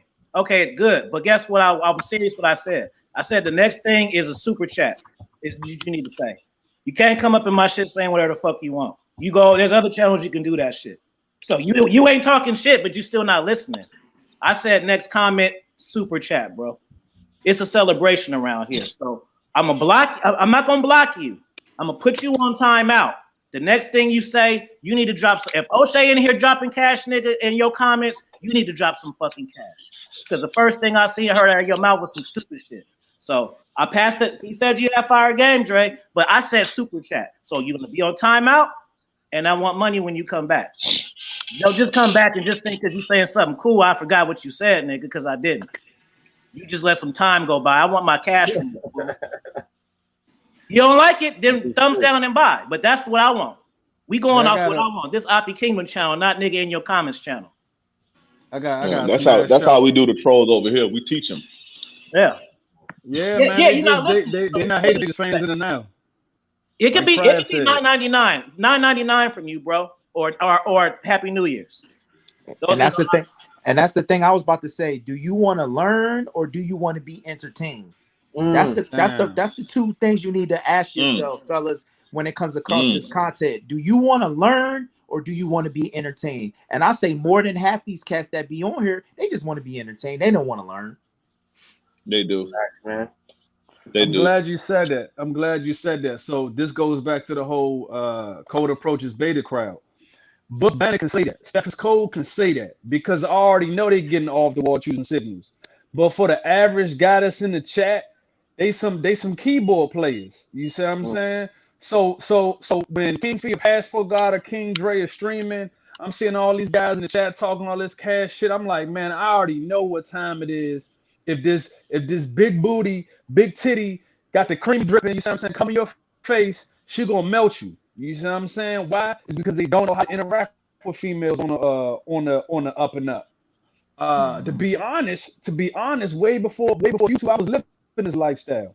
So when people talk about passport gang, that was me 10 years ago. When people talk about, you see what I'm saying? Like, I still got the door open to bitches I was fucking with in middle school. You see what I'm saying? Like, some of them are married, some of them are in long-term relationships. If I want, I can call them up right now and make it happen. But it's just the point that the reason why I resonated with most of the people, like i.e., King Dre, Passport God, Book Band and all of that, is because I can tell that they were exceptional outside of getting women. Getting women is just a result of them being exceptional. Women are spoils of war. Nothing more, nothing less. You see what I'm saying? They come with the territory. So that's why I started fucking with King Fee and all that real tough, because I saw how they was moving. They resonated with me. Me personally, I don't even like the term dating coach. I don't like the term pickup artist. Yeah. So when I said it's been 3 years now since we all knew each other now. 3 years. 3 years. And in those 3 years, I've grown. Months. Y'all niggas be friends. Y'all be cast. You niggas be best friends with niggas for 3 months, then y'all ain't friends forever. You see how I've grown exponentially. That's not a real friendship. I have grown exponentially on all levels. You see what I'm saying? Income is crazy. You see what I'm saying? Spiritually, mentally, physically, it is not a game. Like my man Nelly Nell said, do you want to learn or do you want to be entertained? Fuck entertainment. I can go outside and catch all the entertainment I want. I come here to learn. I got notebooks full of gems that these men have dropped. Notebooks full. This is no hyperbole. So you need to ask yourself a question. You see what I'm saying? Because you only have one life to live, and it better not be on your knees. You need to ask yourself a question. What will you do to be great? You see what I'm saying? Because 2021 is only about tremendous leveling up. Nothing more, nothing less. Facts. But I'm gonna get out with y'all, man. I gotta go. I'm about to go play Mario Kart with my son and shit. You see what I'm saying? It's all right, yeah. Appreciate. Shout out to all you brothers with kids too. It's always. Yeah, it was a great day, bro. Yeah. Modu, baby, Modu.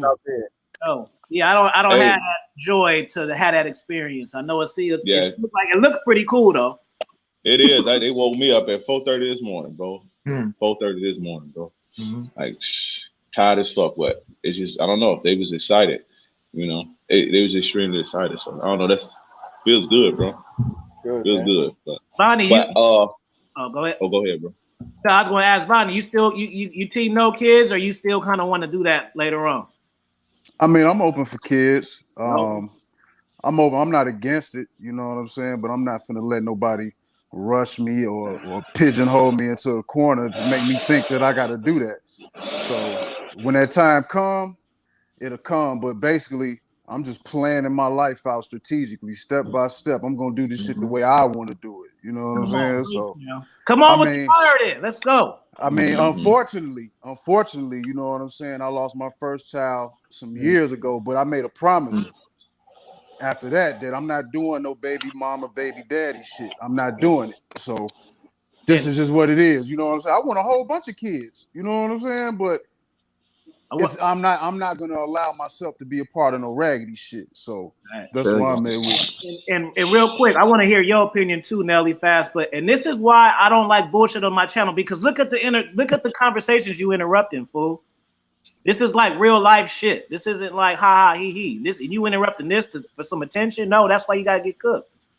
We ain't on here talking about media takeout and shit. This is like real life game that you just need to really listen to fucking shit. Shout out to Trav. I see your comment. Crazy, bro. One hit a quarter. Word.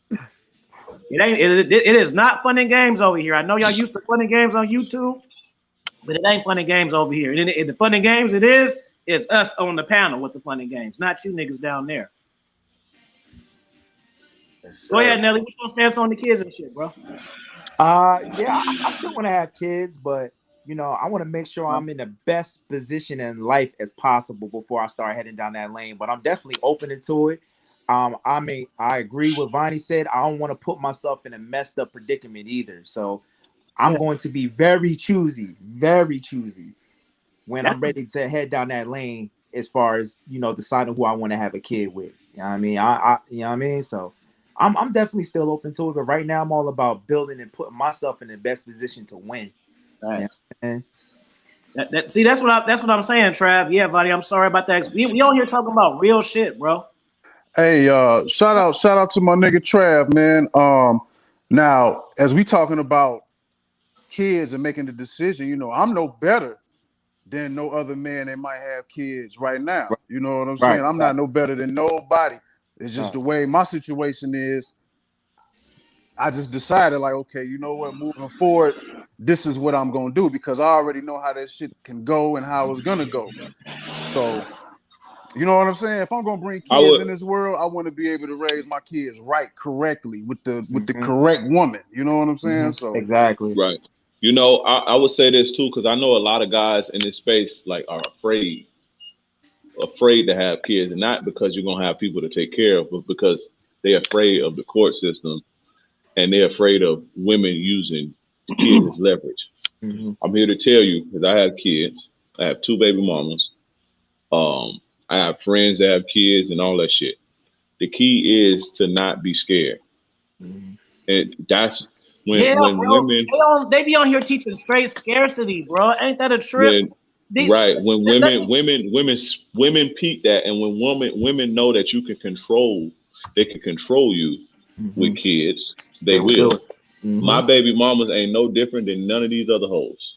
I'm not saying they ratchet from the projects, but they women too, just like everybody else. They not special, but they know I don't care. Go run to the white man then. Fuck him and you, bitch. I'm not playing your game. And if you want to keep them from me, fuck you. I'll see them when they turn 18. They know that I'm like that. You're not going to control me. I don't give a fuck about child support, because I got to come out my pocket and take care of them anyway. See what I'm saying? I don't give a fuck about it. And if you put me on child support, it's more than likely going to be lower than when I do put them now anyway. So I don't give a fuck about that. Go put me on child support, bitch. Go do this. Go do whatever you got to do. I'm not scared of you, or I ain't scared of no court, and I'm not scared of going to jail or none of that shit. I done been to jail. I don't give a fuck about that. You have to have that type of mentality when you're dealing with women. And I say that because I know a lot of guys want to have kids, but they scared, and they scared that women gonna use it. My baby mamas can't use no kids against me, because that's not going to control me. It's not going to control me. It's not. I want to read this comment real quick. Cognac. See, we talk about receipts. I know Cognac got game by his avatar. He's got a suit on, and just by what he said. I ain't got to see nothing else. Should hop on the Patreon too, Loki. Yeah, this should, because he understand the value of the information. I ain't got to go through his Instagram. I already know he got game just because he acknowledged that. And he acknowledged that on his own. He didn't just co-sign. I ain't said nothing about Patreon. You know what I'm saying? But a nigga know, like, it's some real shit. Hey, let me address this comment real quick. Blackjack. I don't know if that's a woman. Hold I on, assume that's a woman. Oh, Trey. my bad. Let me just get the super chat. No, because you know what I'm saying, like, cats don't read my super chat. I'd be like, fuck you. You know what I'm saying? I will talk. I'm feeling the same way. No doubt. I mean, shit. I don't watch some of Kevin Babbitt Samuel videos. I super chatted him like, Doug, he ain't read my shit. I'm like, fuck, nigga, I got 10,000 followers. You can't say my shit. All right, nigga, no more money for me. I'm just gonna listen then. I don't want to parade, but you can read my shit, my nigga. Goddamn, it take 30 seconds. Fuck that. So you, whatever. You ain't gonna get nothing from me though. Right. Nigga, acknowledge my shit. I ain't just one of these niggas in here that want a consultation or learn some shit. Nigga, I produce value. You see my name super chat, you better say that shit, or that's gonna be the last one. No disrespect. That go for any fucking body. No way. You gotta acknowledge my shit. You know what I'm saying? Unless you're doing an interview or something, then it's different because I know how that is because it's one-on-one. You gotta stick to it. But we doing shit like this, hell no. So my man says, salute to the Afi in the panel. I'm a living, breathing receipt to his me. You see this? I didn't even know he was gonna say something about me. Look, see, his me. So that means my advice worked, fools.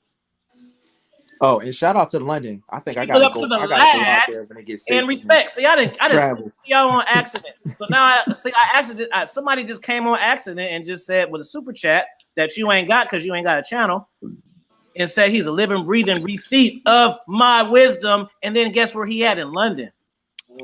So Look, you got another. We got another super chat from Canada. You got another one. We got another super chat from Canada, family. Hold Yeah. on. Let's go from London to Canada, fam. Hold on. Let's fly to Canada. See, y'all niggas super chats don't say that. They don't say that. They don't. O'Shea didn't say what's up to you. That's receipts. O'Shea ain't say what's up to you, and then you ain't get two cats saying international back to back. That's receipts. Yo, Fee, let's go from London to Canada, man. Read the next super chat. And then we got Big Booty Kia in the chat too. Let's go from pounds to the Canadian. You know what I'm saying? Peace and blessings to the panel. Got a lot of respect for you guys. Y'all helped me change my life. Life changers. Shout out to Ricardo, man, Patreon member. Hey, salute. But hold on, RPC needed to check out. So okay. Sir. Yeah, I'm about to dip out too. Right? After that, you gonna pass it. Let my man say his last words. Hey, real quick, man. Just what's the last thing I want to say about the overall? Yeah, man. Overall message. Focus on yourself. Learn yourself. Dudes got to recognize the insecurities. Control your emotions. These are just the general things you need to know.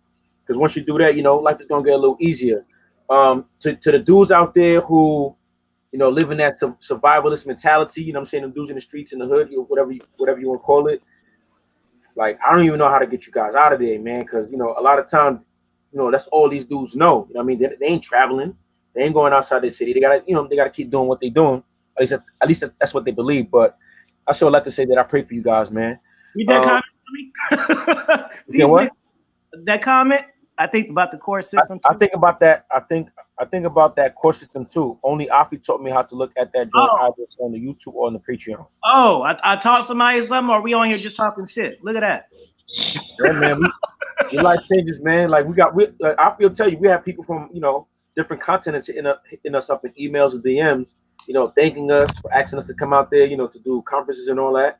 If it wasn't for this COVID thing, me and Afi would have been. Our notoriety would have grown exponentially. But I do believe everything happens for a reason. Everything happens with divine timing. So that just tells me that when it does pop off, it's going to be even better. But last thing I want to mention, because I mentioned it earlier in this episode, I got a book coming out soon. Come within the next 3 months. Book is done. Almost finished editing it. Like Afi mentioned, we chopping it up as far as like what I'm gonna make the cover. But yeah, man, within the next 3 months, I'm gonna drop a book describing female nature. What I want to emphasize is this is not a book, putting women down, putting females down. It's really my goal is to help women and more specifically males to understand females, because I believe that once men can understand females, they will know how to treat them accordingly. It's like someone said before. It's like being mad at a I almost said dog, but let's say cat. It's almost like being mad at a cat for meowing. How you mad? I think Trav said it before. Before he used to think more analytical. He used to think this, that, and the third. But now he he sees women as women, not good or bad. Just women, and that's the goal that I'm trying to have, man. Get this red pill rage out your system. Get this frustration out your system.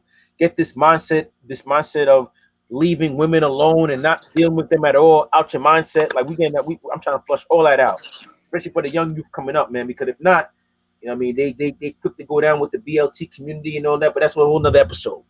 So I'm trying to save the youth in them so that we can still build families, because families build communities, communities build cities and villages, and and all that. So check out the book when it comes out.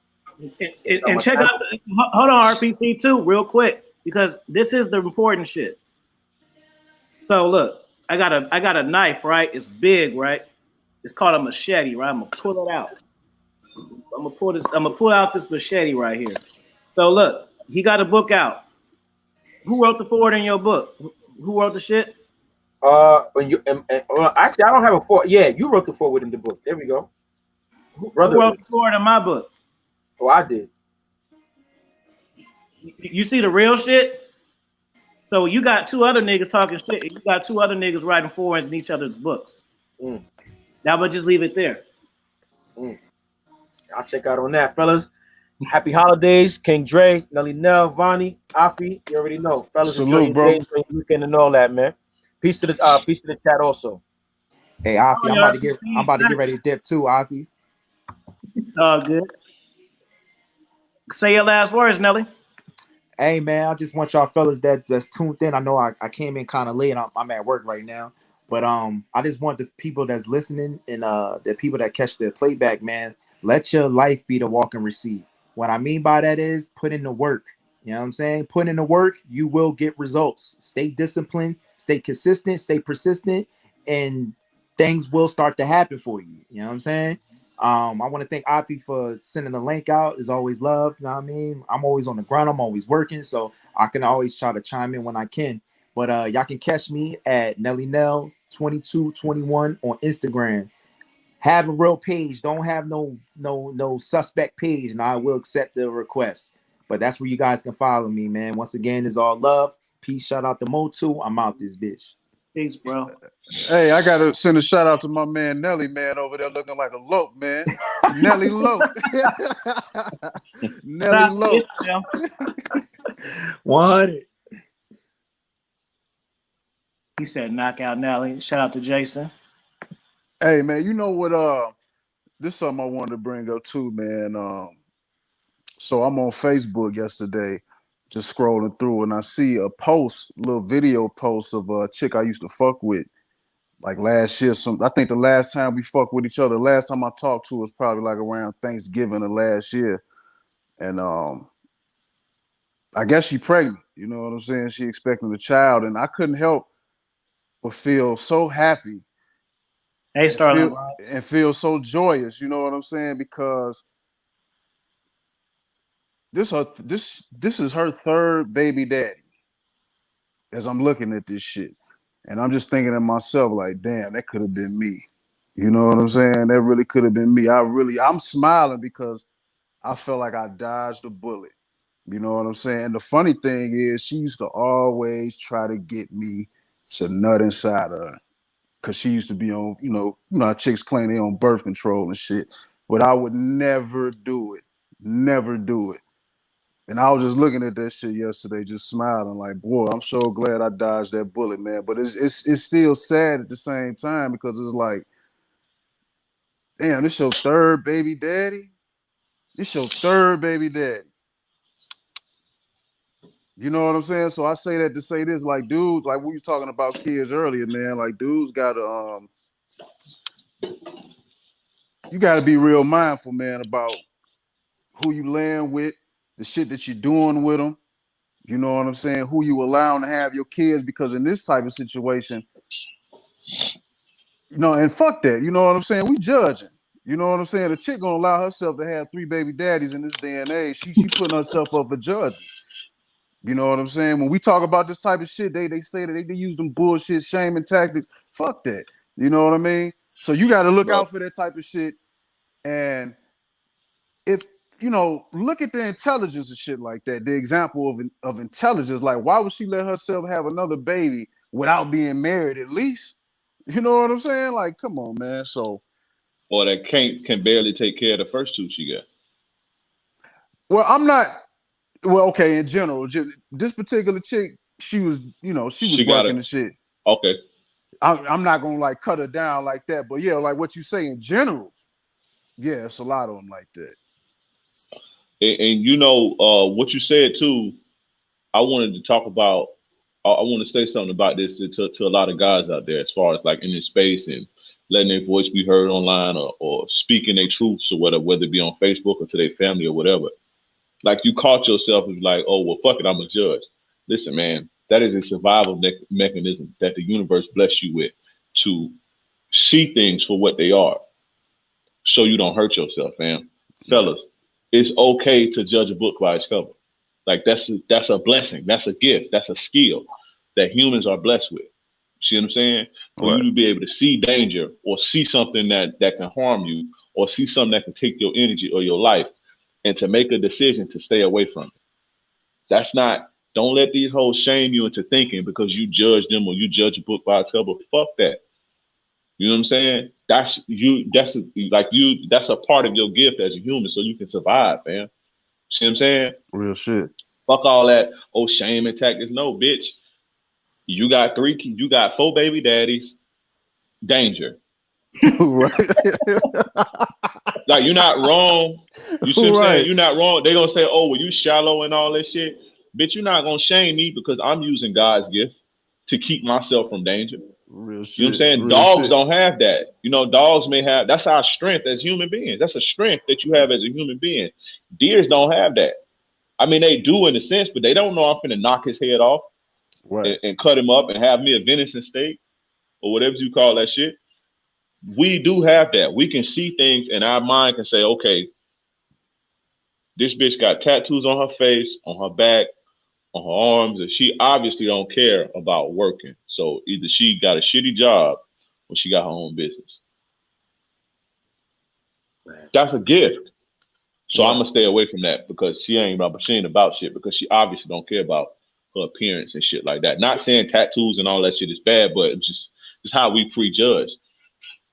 Like, okay, it's a skinhead with a rebel flag on his on it's a guy with a white guy with a bald head with a mud truck with a rebel flag, and it's late night and he drunk.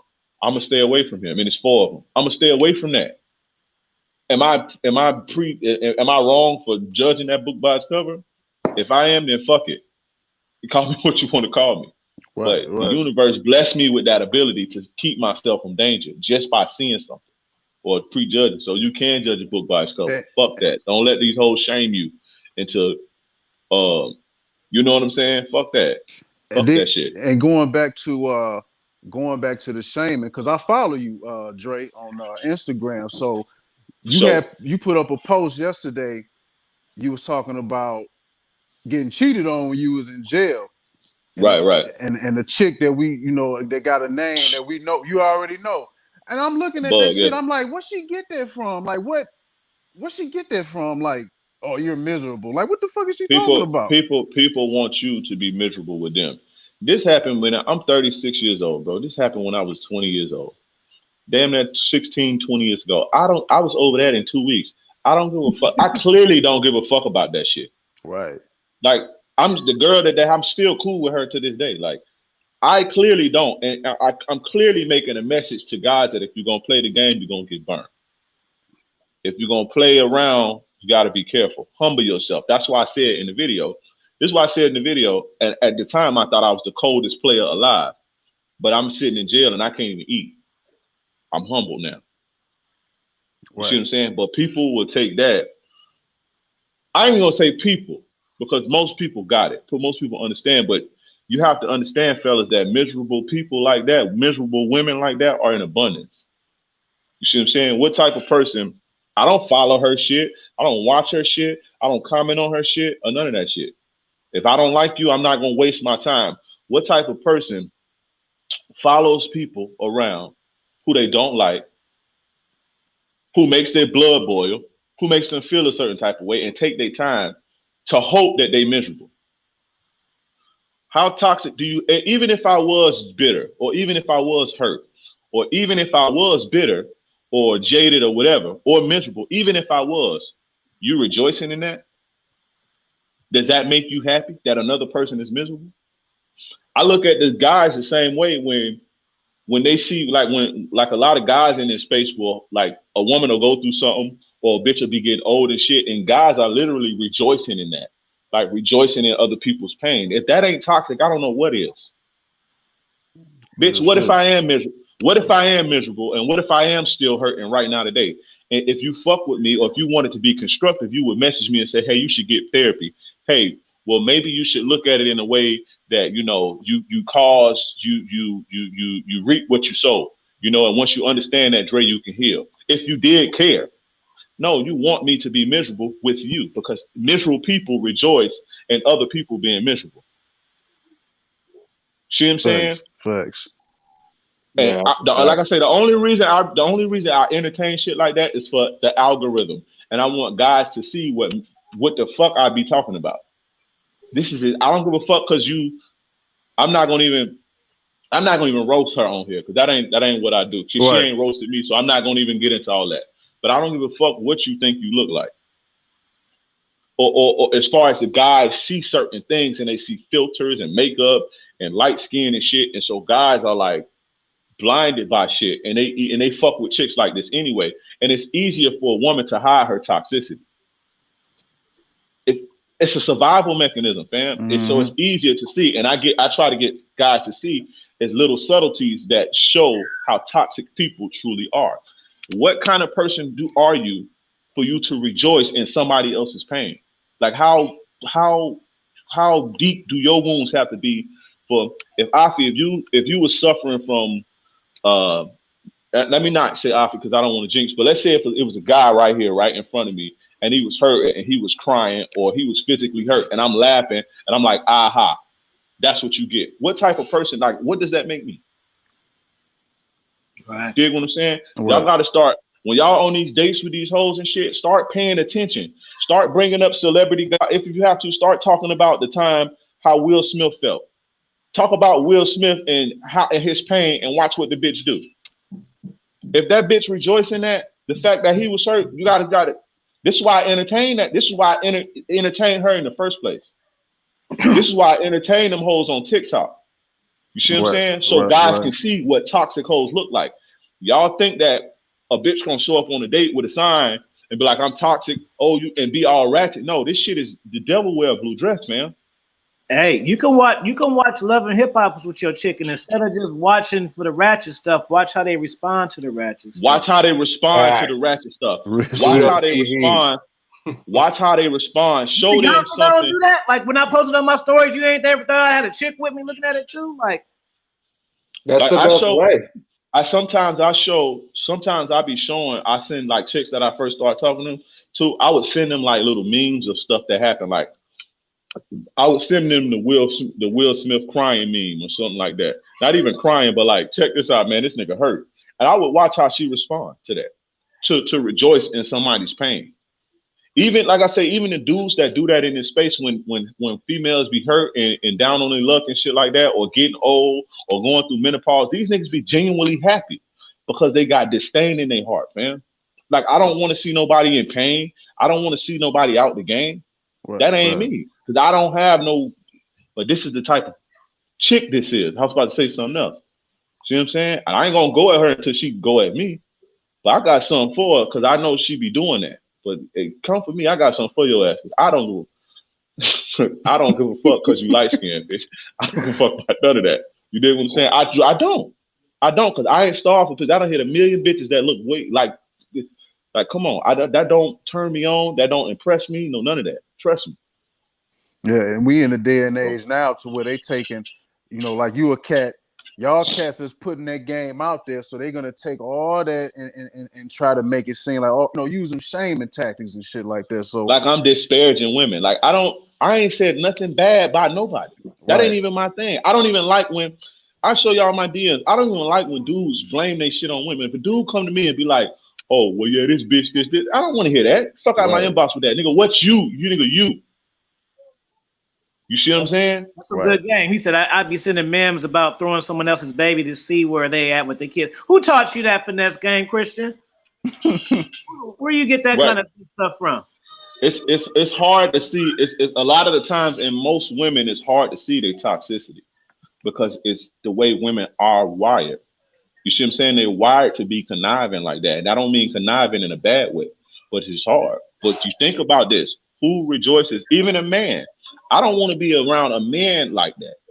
I don't want to be around a man. He's too serious. I don't know. I know because I know who Peter North is. So that's not Peter North, bro. I know who Peter North is too.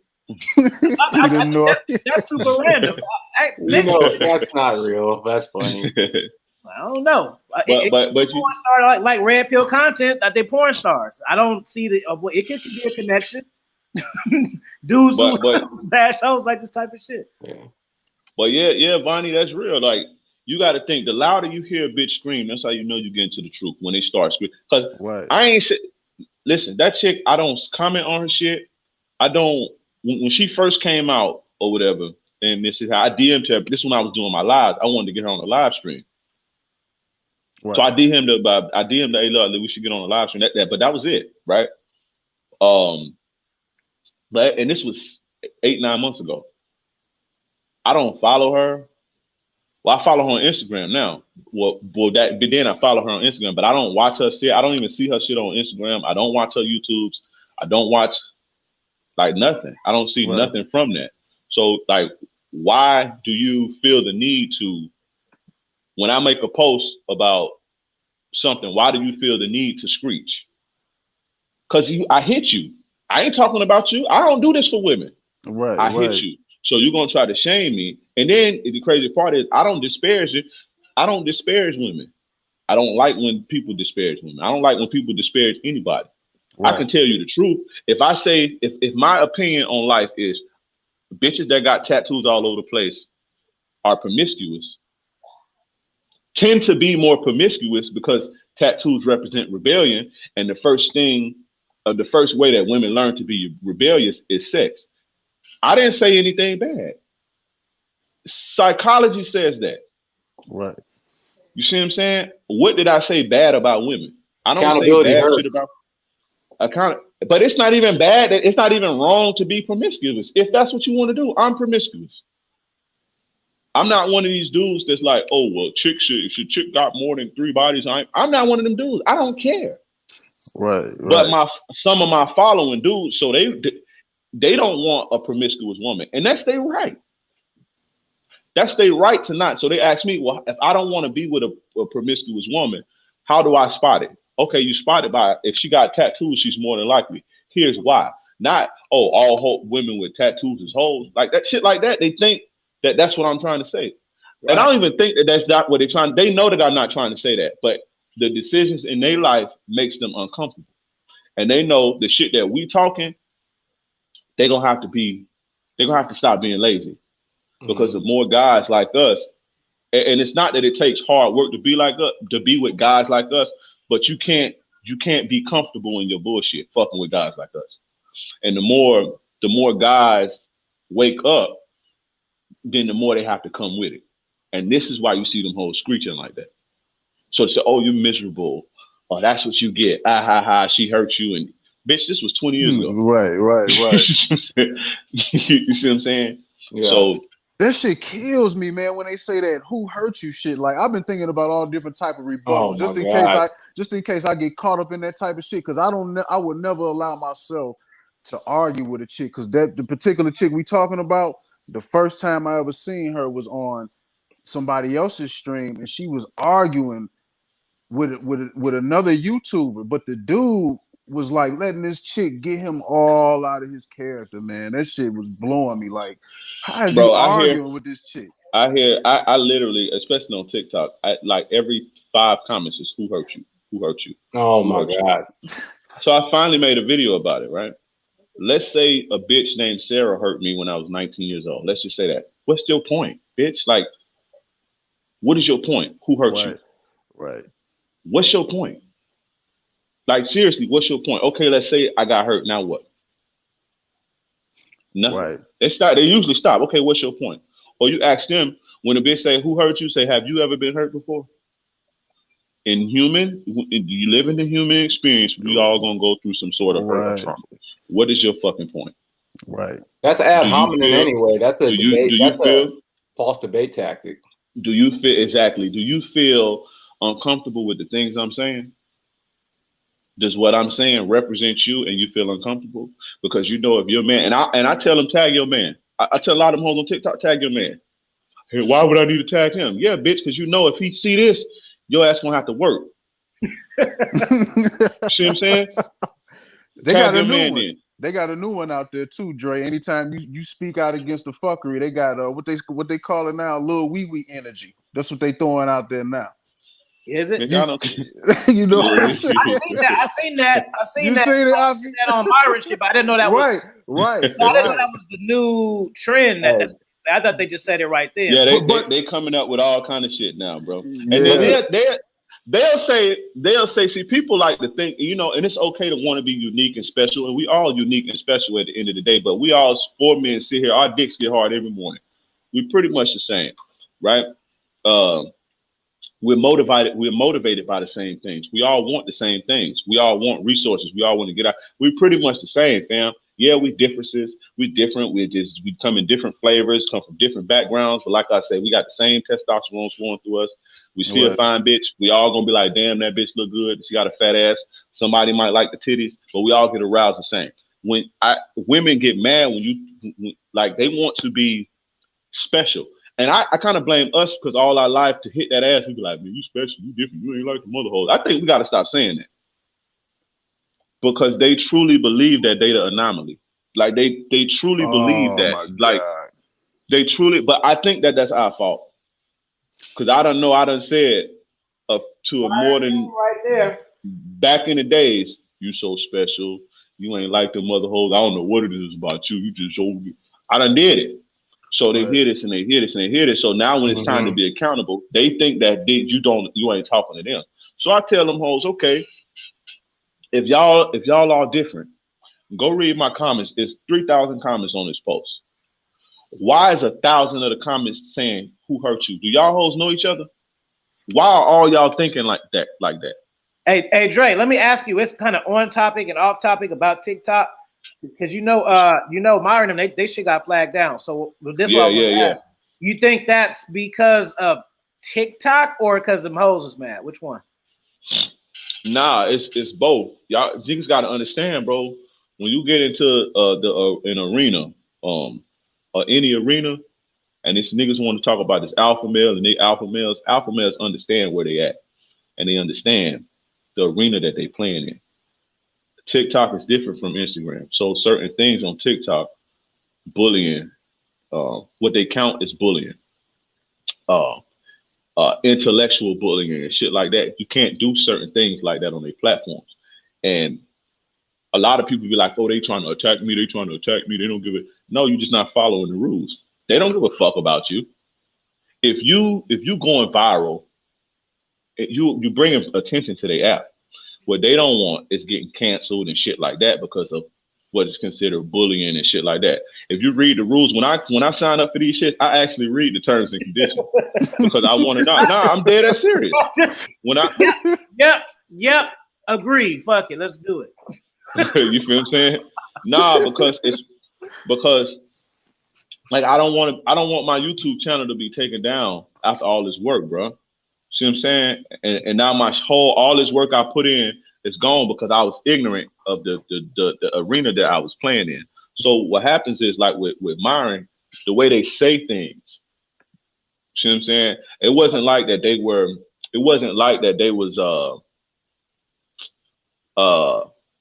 like using bad words and shit like that, but you can't belittle people. That's considered bullying nowadays. When you bully people or make them seem to be that they intellectually inferior, not on your level, intellectually inferior, like shit like that is bullying. So when you say women can't do this, or women don't have the ability to do this, or women can't think like that, like shit, like if you read their terms and conditions, it talks about stuff like that, like putting people down for their mental or shit. Like you can't do shit like that. And so what happens is they take your video down And niggas, we get arrogant thinking, well, they just out to attack me. Fucking nothing's gonna stop my message, and we keep doing it and keep doing it. And then they gave you 7 fucking strikes. So now when they take your shit down, you mad. Like with Lucario, they muted his video, right? You got to understand that TikTok ain't a place where you can say dick. No. See what I'm saying? You got to know when you going into stuff, because you'll spend all your energy, all your resources into something, and it be gone just like that because you don't know where you at. See what I'm saying? You don't know who house you in. Fact. That's alpha male shit. That's survival, knowing where you at all times. When I signed up for that shit, I studied people. I was watching, shout out to Zay. I was watching Playboy Zay, and before I started uploading my videos, I had seen he made a video. It was like, man, they taking my shit down, blah blah blah blah. So I started looking into it. I'm like, okay, he's saying this, that. So I started looking at other people. I started watching how they talk. Okay, well, I know not what to say. You know, I don't say fucking. I don't say none of this shit. I say pound town, knee pads, you know what I'm saying? Shit like that. And that's not just about TikTok. That's anywhere I go. You got to know, as a man, you got to understand who house you in. Because just because you think you're alpha, the world ain't your oyster, fam. Like, there's other alphas in here too that have houses. And when you go in their house, you got to respect it. You dig what I'm saying? And it just make you more marketable to more of a mass people, because more marketable to more people, right? That's why. I mean, sometimes I'm like, this is a panel. These panels, we just chilling. But if I if I was doing an interview with Danica or some shit on this channel, like, I wouldn't light up with her on here. You know what I'm saying? Even though she didn't, because of, you know, just whatever. Like, you know, some people don't like that. And so sometimes when I cam off, that's what I be doing. I don't want to be on here having a Newport. Even though y'all know I smoke, y'all need to see it every time. You know what I'm saying? Right. You might come up and like, oh my God, he smokes. My dad died of cancer. I'm out of here. That's another thing too. That's another thing too. That's some advice. Real quick. Don't smoke over there. Don't smoke. When you go in there, if you do a live, don't smoke on that shit. Don't even show smoke coming up, because it's kids on there, right? Yeah. And a lot of kids use the app, and they are aware of that. And they know that 10, 12 years on the app. So if they even see smoke, like, let's say if you're smoking, but you're not putting it up to your lips, but the smoke, like, they will take your shit down, fam. Yeah. See what I'm saying? So that's just, so just so you know. You know how I learned that lesson, bro? I was taking a painting class, right? So I was in a paint class, and we were watching what's her name? Frida. Y'all know Frida, the artist with the connecting eyebrows and shit. Frida Kahlo, yeah. Yeah, so we watched her movie and shit. And so this was like a free day. We watching the Frida movie. And then I forgot, it was something where he like gassed on her real heavy, because he gave 0 fucks about the chicks. And then chicks always liked him, right? That's game from back then. But anyways, he gassed on on a part of the movie.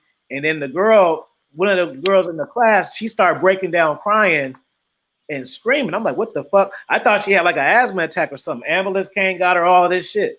Find out that she was triggered by that from her childhood and shit, about her, you know, domestic situation. So we just in class watching an art movie and shit. Then all of a sudden, like crazy. But it's just like, damn, like, certain little things can trigger. You don't know other people's triggers. You know what I'm saying? Right. So looking at her like, oh, she crazy. That, you know, because I remember her being on the phone, like, did somebody die or something? But it's just that part of the movie triggered that emotion that brought her back, and she would start, you know, going crazy and shit and screaming and all that. And it was just based on her just seeing something. So, you know, it's just real talk. You know, Hey, the cold let me part. chime in real quick. Real quick. There's something that the term that I conned that people like, the sexual con artist thing, right? And that goes back to what we were talking about with the women saying you're bitter and accountability. I remember, because again, I got turned out by women, like being straight blue pill, but I had value. So I remember I'm watching a video, and it was a how to eat a girl out video with my ex-girlfriend. And we're watching it together, and I'm picking up tips and all that. And I'm like, video or a porno video? It was like a half tutorial, half porno video. It was like, you know, so it's showing different techniques. No, AP got a video like that, bro. Huh?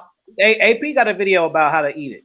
So we're watching it, and they're breaking everything down and all this, that, because growing up in the Bay for a long time, I know growing up in the Bay, if you went down on a girl, you were weak.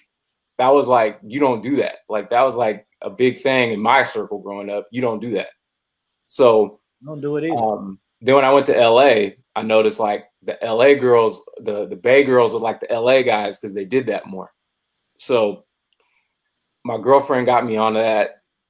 We're watching this video, and I remember there was a lot of red pill game that I was learning. So the first thing that they talked about was like, a girl said, if I don't really like a guy, I'll give it up to him real quick. But if I like a guy, I'll make him wait because I don't want him to look at me a certain way. And I remember when I heard that logic, I was like, what? Like, I was like, how does that make sense? Like, wouldn't you want to give it to the guy you really like and then not give it to the guy you don't like, you know? But again, it's because of judgment. They don't care about that guy. So they're like, whatever, like, I'll just get my rocks off and then that's it. But the guy that I really like, that I want to take care of me and lock down, that's the guy that I'm going to hold out for and all that. And then I watched an interview with Matt Barnes recently. So I've known this for a while, but Matt Barnes said his ex-baby mama made him wait a whole long time. And then after he thought about it, he's like, she probably just did that with me because she was trying to lock me down because I'm the basketball player with the resources. You know what I mean? Mm. So when you mess with chicks, even if up front they act like they don't do certain things, once they get comfortable with you, they'll admit certain things if they feel like they're comfortable enough with you and you're not going to judge them. So I don't have a problem if a woman tells me up front, hey, I get down, because you told me up front. So now I can decide what I want to do with that. There's a lot of girls that I've been with, you know, in the last 4 years where they told me up front, hey, I'm kind of promiscuous. Okay, hey, then I get it. I would hate on cats who, there are certain situations, I don't do it now, but there are situations back in the day where I would mess with married chicks or whatever. I don't do that stuff no more. But I had a past of that. And there's times where the chick let me know and I roll with it. And there have been other times where a cat called my phone and said that was his wife. So when I get those calls, I'd be like, nigga, I'll put more on it. Like, nigga, that's my bitch too. What you talking? Because don't be having no nigga calling me. Because if a woman was in a relationship, she put me on game. Somebody called this phone. Oh, my bad, homie, wrong number, because we up on game. But don't try to trick me and shit. Then you got some nigga calling me asking who I am. Oh, I'm gonna fuck your shit over now. Mm-hmm. Yeah. So yeah, I like her too, and she a good cook, ain't she? You know, the nigga don't have to call me. So again, no heads up though. Like, you got to pay now. Yeah. So again, in my past, if I felt like a girl did certain things, like if she told me she used to do this or did that, I would be like, nah, I ain't doing it, you know, because I was so, good girls do this, bad girls do that, which is false. So as I'm with certain girls, whether I'm with them or not, as they get comfortable with me, they start admitting things they used to do. And I'm like, you knew that if you knew me up front and you told me that up front, I wouldn't fuck with you. You know what I'm saying? That's where it's the sexual con artist thing, because yeah, like if you tell me up front, this is how I am. All right, cool. We just gonna do our thing and then that's it. But if you're trying to sell me on this, I'm a good girl for a relationship, but then you've done all these things in your past, then when it finally comes out, well, the excuse I always get is, well, that was a part of my journey, or, well, you know, I'm not that person now. But no, like, I want a person that's made better decisions, because you're selling me on the fact that that's not who you are, but that is who you are. And that's the problem. And the thing is that with that said, that's not what I want for someone that I take serious. But you know that you want me because I would be a good boyfriend and a good provider and a good, you do like me, but you want those privileges with knowing that I don't want that for somebody serious, but you want what you want. That's where I have a problem with that, because you're not being honest. And then when you get honest with women and you tell them about themselves, a lot of times that's where oh, you're being bitter, or you're being judgmental, or this and that. Like, for example, I always go back to Russell Wilson and Sierra. I think Russell Wilson sold himself short. I would have never locked down Sierra personally, because why would you want to be with Future's baby mama? Why would you want to deal with that? You are a high-level quarterback that can get any woman you want, and you're getting a baby mama that was with Future. She's made bad decisions. She's liked bad guys. And then you want to lock that down and take care of this guy's seed?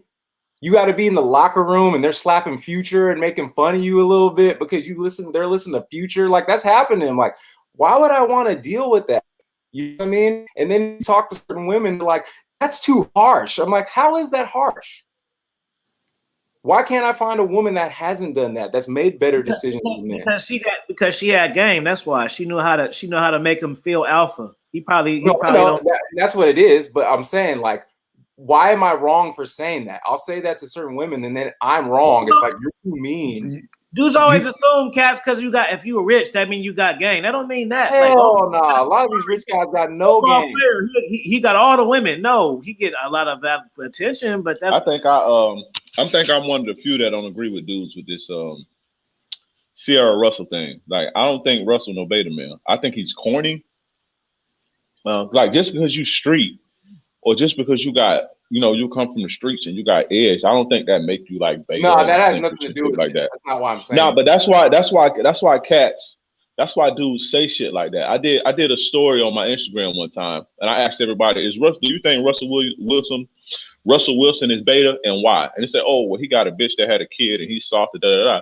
So I used the exact same scenario, and I showed them guys who they would perceive to be alphas who married to women with kids. Gucci Mane.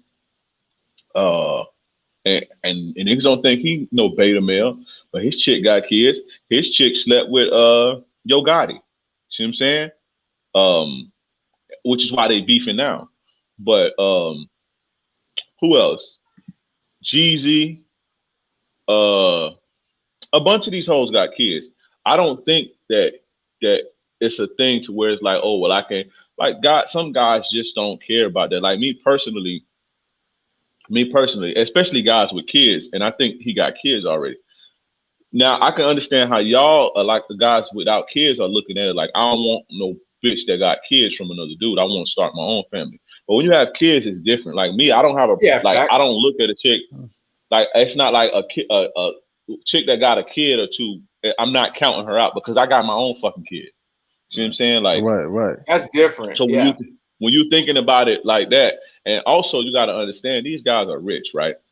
These guys are rich. These guys have status and they have money, so they know, like, they just want somebody to be real with them, right? Especially somebody who can also have their own money, right? That's why a lot of these guys get, when they marry chicks like this who got their own money. It don't really be about who their baby daddies is, because at the end of the day, they want this connection too. And when you have money and status like that, you don't know what's real, especially from these little Instagram hoes and all these fine model chicks who's sitting at the thing. So in a sense, I can see like that it would be more practical for him to get with a chick like that versus some bitch who ain't got nothing.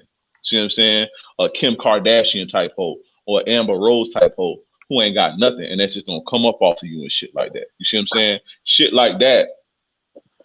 I don't think Russell is super green like people think, because once you've been a popular guy for a while, you experience certain shit. But I know that you can't be a quarterback you can't be a quarterback. I play sports. You can't be a quarterback and lead men being a beta male, bro. Well, let me put it like this. But I got inside knowledge you guys don't. But I think that she is a finesser though. And yeah, that's what I'm saying. I know Russell Wilson's background. I know Russell Wilson's background. Yeah, some chicks know how to do. They know how to, just like Corinne Stevens, Superhead. Corinne Stevens, because she can finesse dudes to the point where she can make sex teams air out every single person, but are still able to meet Trav and stroke Trav's ego enough to think that I'm not gonna do it to him. Like, certain women know how to do that shit. So I think she, you know what I'm saying? Just because you don't have to be blue pill, but she can still be at a higher level because she know how to finesse dudes. And he just like, he liked her, is sexual, she's pretty. He might have liked her a long time ago and now he got her. But I don't think he green because he's professional. He's dealt with women before her, but I don't think he game tight, and that's why she liked him. Like, he just so game tight that she want to be with him. I don't think it was that. Yeah. Well, I know things. Wanting to submit. No, it's that he looks good. He got a nice body. He treat me well. And he loved my dad, so fuck it. Why would I not marry him? That's what I think. I don't think it's just, it's just boss alpha swag. Like all the other dudes, I don't want to fuck with. But him, he just he own it. Like, no, I don't think it's that. Let me break this down because I know, because I've been in circles. I remember I worked at the NFL Network, so his teammates would talk to me and tell me stuff. He grew up around all white stuff. His teammates look at him as a white guy that tries to act black. So he had a white girlfriend before that he got divorced with, and I think what happened was she cheated on him with his teammate. Yeah. So what I think happened, he never really locked down a black chick. He went to private schools. I have friends that went to private schools, all private schools. They have weird things where they only date white women and they can't really relate to a black woman. So I think what happened was Russell Wilson got on. He did his thing. Sierra's probably the baddest black chick he's ever got action from. So I think what happened is he locked that down because to certain black men that only date white women, they do that because they can't really lock a black woman down. It's easier to lock down. I don't even deny that. It's I don't deny that. Down a black woman or a white woman than it is a black woman. So especially one that got that's well to do. Psychology comes from. Now, if you had kids before, but let's say it's like the baby daddy's not out of pocket, there's certain situations where, hey, it just didn't work out, this, and that, and you're willing to take that on, cool. But when I see somebody that's had a certain type of baby daddy that I have to deal with, and I don't have to deal with that being a guy of this status, that's where my mind is going to be like, I don't know. And then when you watch their Instagram videos, she kind of suns him a little bit. Not like she's purposely doing that, but she dolls him up.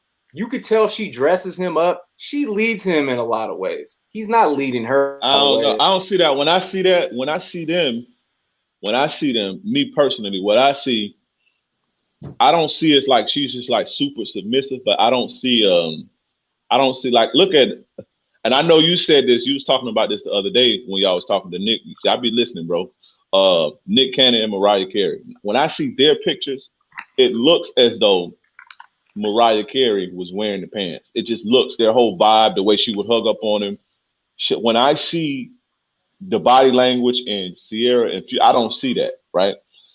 Is he corny? I think he's corny, but I don't think that he's like just super simp and couldn't get any other women. And so it's just, and why would he marry Future? Like how could any of his teammates, like you were saying, like how could any of his teammates talk? And they got thought baby mamas too. They got all these hoes thoughts. We fucking all these hoes. You niggas ain't no better than me. Like what, you know what I'm saying? Like Richard Sherman, who is you? Like your bitch a thought too. I'm not saying that, but I'm just saying this is how these guys think. Like they all got status and money. They all running through all these hoes. You know what I'm saying? Together and shit like this. So it's not like your baby daddy, her baby daddy's famous, but that don't mean. I get how a guy could be like, okay, well, it would feel kind of funny because, you know, the dude that like I know and everybody else know that she was fucking with this dude. But all these hoes fucking.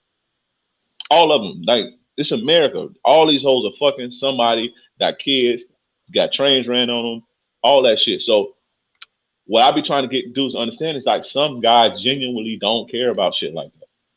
Like if I met a chick, right, and she checked off all the boxes. She checked off all the boxes for me, right? For me to want to marry her. And I knew that her baby daddy was famous. I wouldn't give a fuck. Like what? Not famous, Future. Future. You're saying, what's the difference between Future and any other celebrity, regardless if they corny or not? These corny niggas get hoes too. You're saying you're a good man, but your woman's baby daddy is a guy that raps about drugs and has a song saying I rap the low lives. Look, bro. But listen. What's the difference between Future and Denzel Washington or Ice Cube? Future raps about it. Denzel Washington plays it. What's the difference between them? Because Future comes from an urban environment. That don't make you a bad guy. I don't think Future's a bad guy. And Future do not correlate. Listen to what I'm saying. Listen to what I'm saying. It ain't because of him. It's because of her. Just he said, Sierra. Her first song was Goodies, bro. As a teenager, she knew that she had the shit. That tell you her mind. But listen to what I'm saying, bro. What's the difference between a person Future don't get high and all that shit like that, like how he rap about. What's the difference between it's art, bro? It's art. I'm not saying he's the same caliber of person as Denzel Washington. That's not what I'm saying. They come from two different eras, two different towns. They two different people. But what's the difference between a guy playing a gangster in a movie and a guy playing a gangster on records? What's the difference? The difference is It's because entertaining that there are cops that are like that. But Future putting out that music, like he's putting that out there to portray an image, and we know how rap is. Rap is supposed to be, you're supposed to be what you talk about. Movies isn't necessarily you're supposed to be what you're acting. That's not what. But see, the people who really the people who really consume rap and spend their money, that's not what rap is supposed to be like. That ignorant people think that. Ignorant people think that. Oh, well, you're supposed to be living what you talk. Everybody know it. Common sense says it's different now because of the internet, but you can't be a big rapper and a big drug dealer at the same time. Common sense tell you that it's physically impossible to most people don't know that though. But most ignorant people don't know that. But the people who actually consume music, who actually spend their money buying this shit, know that. Like all these white boys and shit, they don't believe that these people are gangsters. They don't care. It sounds good. They understand that it's entertainment, bro. Just like rappers influence culture. Rappers influence culture or whatever. So do movies, nigga. Juice and shit, Juice and Boys in the Hood. I wanted to be just like them niggas. Juice, Boys in the Hood, especially Menace to Society with O-Dog. Bro, I wanted to be just like O-Dog. And you couldn't tell me when I was a kid, 10 years old, 8, 9 years old, that wasn't real. Like you couldn't tell me. I don't even look at Lorenz Tate the same. Like how people look at that nigga is still O-Dog to me in my mind. You know what I'm saying? O-Dog, yeah. Is he wrong, or is he some type of bad guy because he portrayed a gangster that was killing people and doing drugs in the movie? He fucking hoes too. He getting hoes, he fucking hoes, he's knocking them hoes down too. He got kids too. It's no different. Future just people paint Future to be this bad misogynist type of guy. That's because people use his memes. You see what I'm saying? And people social media make him to be this misogynist shit. But he ain't no different from the rest of these motherfuckers. See what I'm saying? So when you look at it, when you say like, okay, well, look who her baby daddy is. Well, what if her baby daddy was Lorenz Tate? You think Lorenz Tate ain't knocking these hoes down, and they've been doing so for the last 25 years and kicking hoes out the hotel and all that shit? I think it's different. It's different though. To me, it's different to playing certain roles because there are O-Dogs in real life. You know what I'm saying? He's playing a role of something that was in real life. He's not O-Dog per se in real life, but that is a role. I've met O-Dogs in real life. I've grown up with O-Dogs in real life. Future is over here playing a role, but we know how much it influences people. Future is doing that to have that influence to make money and sell records. And he does a lot of shit and has hella baby mamas and does things. Making a song called I Rep for the Lowlifes. Like, come on, bro. Like, things doing shit like that. Like, I'm not going to. But what's the difference? But listen. Future in the same thing. I'm not going to agree with that. I'm not. Of course, because they're not the same people, fam. Of course, they're not the same people. But when you look at art, it's the same thing. Just like Future don't influence you to do drugs, right? When you hear Future, do you want to go do drugs and do ratchet shit? Not me, but a lot of people do. Now listen. Just like when O-Dog or Scarface or Al Pacino with Scarface. You ever hear how them drug dealers in the 80s say that was that inspired them and shit to do? These are people playing, you know what I'm saying? Like, of course, Al Pacino and Future are not the same people. They don't even come from the same world. But when you talk about art and people doing art, if you think that for 1 second that these people are living what they may be having sex with a lot of women and shit like this, but I'm talking about this gangster image. And if you think for 1 second that they live like that, you crazy. Most gangsters don't even make it. Like, gangsters don't even make it to be that, right? What I'm saying is, just like Future don't inspire you, I'm pretty sure O-Dog didn't inspire you because you came up different. You had structure, you had influence, you had a good father, you had a good mother, who didn't let you watch shit like that, or that wasn't your environment, so you couldn't relate. But kids like me, that inspired. Like I wanted to be just like that. That shit sound crazy, but I wanted to be like that. No, I know. See it in the movie. I see that shit in the movie, right? It's art at the end of the day, and it's entertainment at the end of the day. You see what I'm saying? So as far as that type of shit, he's no different. Like what they doing, if you using the logic of, well, he's rapping about this, he's doing this, he's rapping about this, well then he's no different from any other person. See what I'm saying? Like he's no different. And it's not a bad thing. I don't think that it's a bad thing to have kids, different baby mamas. Sounds crazy, but I'm breaking it down. I don't think it's a bad thing. Now, it's not practical for a lot of people because a lot of people can't take care of their kids. But I don't think that it's a bad thing when you talk about doing what you want to do, being an alpha male, and putting your mark down on the earth and leaving, seeds so they can grow and shit like that. I don't think that it's a bad thing to have multiple kids or to have different kids from different baby mamas.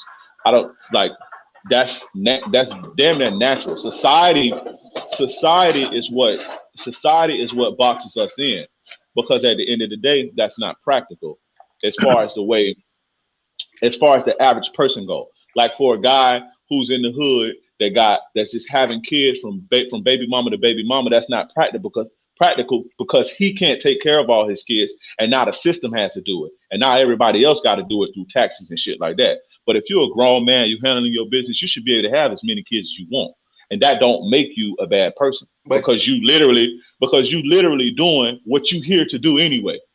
Is he taking care of his kids or just have money? You think Future ain't taking care? You think that man ain't taking care of his kids, bro? Financially, but that's not just taking care of kids. But you got to be involved in their life. You have to be raising them. Of course, that man is involved. I don't even really care if he is or not. But listen, when he was with Sierra, like you would see pictures of all Future kids with her and how she was like helping him raise his kids and shit like that. Of course, that man take care of his kids. People let these hoes because they don't like alpha males like that, because they look at him as Future represents they dusty baby daddy who fucked them and left to them. So a lot of these hoes is like, oh, he ain't shit, or he's this, or he this, but that man spent time with his kids. That man, because he was doing it when he was with Sierra, and Sierra was their stepmama and raising his kids for him and shit like that. Like, so it's not like he having all these kids and don't take care of them. See what I'm saying? This is the shit that this is not. That's not even where I was going with it though, because my thing is just going back to what I was doing with what I was saying to the original thing with me, right? Let's just go back to the original thing with the sexual con artist thing. Hold on. Just let me say this real quick, because you can piggyback off of me easy. See, as I want to, because we always talk about what's alpha and what's simping. My take on the Sierra Future Russell is way different. So I want to say mine, because this and somebody else, this might resonate too. Because they looking at it like it's either this, Bonnie, right? It's either he's simping or he pimping. Like, no, it's other angles. And I'm piggybacking off of what Tisha said. Sierra saw a dude like Russell Wilson that could clean up her image with and level up together. Gang. See, when I look at it, he's almost out of the picture, because the way I grew up, whether it's my interactions, my mom, my sister, I grew up around women finessing dudes. So I look at the woman first. You see what I'm saying? I know what type of, like I say, it's not the fact that she made the song Goodies. It's the fact that she made that when she was 18. Women, when they 18, they don't put value on their shit like that. They want to get their fuck on or a boyfriend. She knew even from back then that my shit is good. What you gonna do for it? That just shows me her mentality. And then her dating history shows me what really turns her on. But she got to a point where she got older. Think Megan Good, same exact story. She got older. She wanted to settle down. So she found somebody that's going to treat her right. She had her front stay, because women, there's certain type of women, like I say, when you have certain, she's a woman that finesse dudes. So I look at her as his prey. See, her game don't work on Future because Future is in the mix with all types of women. Right. Russell Wilson has some groupie hoes, and he had the white chick or whatever, but he wasn't no player like that. Future, he's been in the mix, so you can't run game on him, just like they can't run game on you, Dre. Why? Because you've been in the mix. But Russell ain't been in the mix. Go for it. So I get what you're saying. Her, not him. Right. Now, look, check this out. And I might call me crazy, right? But I wouldn't. Now, don't get this confused with that. I'm taking a bitch out of the garbage can and Cinderella. No, I get you. But that's a con artist. That's why I said it. Right. But yeah. But I don't mind if it's beneficial. If I value, if a bitch provide me value, if I'm in a space to where I have a clean image, I don't mind cleaning you up, bitch. If you bringing value to me, you see what I'm saying. So I don't look at it like, well, she finessed him and da. I look at it as just like a value. Like I don't think, and I'm saying not saying that people think negative, but I don't think like that's not where my mind takes things a lot of the times. I know that is the case a lot of the times, and of course, women go through their whole stages in their 20s and they marry corny niggas that's like more beta male or have more beta male tendencies, or that's not really ripping and running in their 30s because they're secure and it's practical for them to do that. So I understand that, but that happens to everybody. That ain't just Russell Wilson. You know what I'm saying? It's gonna be hard for us it's hard for them now, for most chicks in their 30s, 31, 32, 33, if they in that range, they don't even look at guys like us as even like, just the fact that we single and don't even want relationships, we automatically out. Oh yeah. You know what I'm saying? Yeah, we're not the right guys like us. The right prey. She got the right shit. Now, like a guys like us, we would have to find women that's like younger, like 25, 20, like that's younger, or chicks that's older that realize, well, my stubbornness ain't really working. So let me go ahead and get a player anyway. But what I'm saying is, I'm not looking at their situation. I'm not looking at I don't think that their situation is a thing that's like, oh, she finessing him and shit like that. Maybe it's like, okay, well, yeah, he cleaned her up. He cleaned her up nice from when she was with Future, right? Cleaned the bitch up nice. Like nice from this bitch was smoking and hair all wild and shit like that. And he got the bitch, he cleaned her up. But that's what players do. I'm not saying he a player, but that's what players do. They upgrade their hoes. See what I'm saying? Yeah. They upgrade their bitches. And I don't want to say that he legitimately like, well, this bitch got potential, I can upgrade her. That's not what I'm saying. But it's a thing to where like, what's wrong with him cleaning her up if she provides him value? I'm legit curious to see how their relationship pan out. I hope she don't scar him, and I will hope that don't happen. And I'm actually rooting for the guy. Like I actually like Russell Wilson. I like Future too, though. See what I'm saying? I like Future too. I love Future, but I like Russell Wilson too. I love niggas like that too because it inspired, like dudes like that inspire me to want to clean up myself, like clean up my image, and work on the way that I speak, and you know what I'm saying? Be more clean cut and shit like that, and get away from that shit. So I like both of them dudes. That's why I don't talk shit about either one of them. See, you know and it seems like I'm on. Oh, go ahead, bro. I was say I'm not shitting on Russell Wilson because, to be honest with you, in my opinion, a guy like Russell Wilson should get all the pussy. I just know how, in my experience with women, when they're young, they don't like that. You know, they say what they like. Niggas like them niggas in my comment, my followers, they be shitting on Russell Wilson, bro. Like for real. Like I did a whole thing about this shit in my stories one day. They gave that dude hell. I'm like, why are you like, you know what I'm saying? Like most of y'all act like that. He dropped like 50 million on her masters, so I really hope it works. You know what I'm saying? He dropped big dough on her.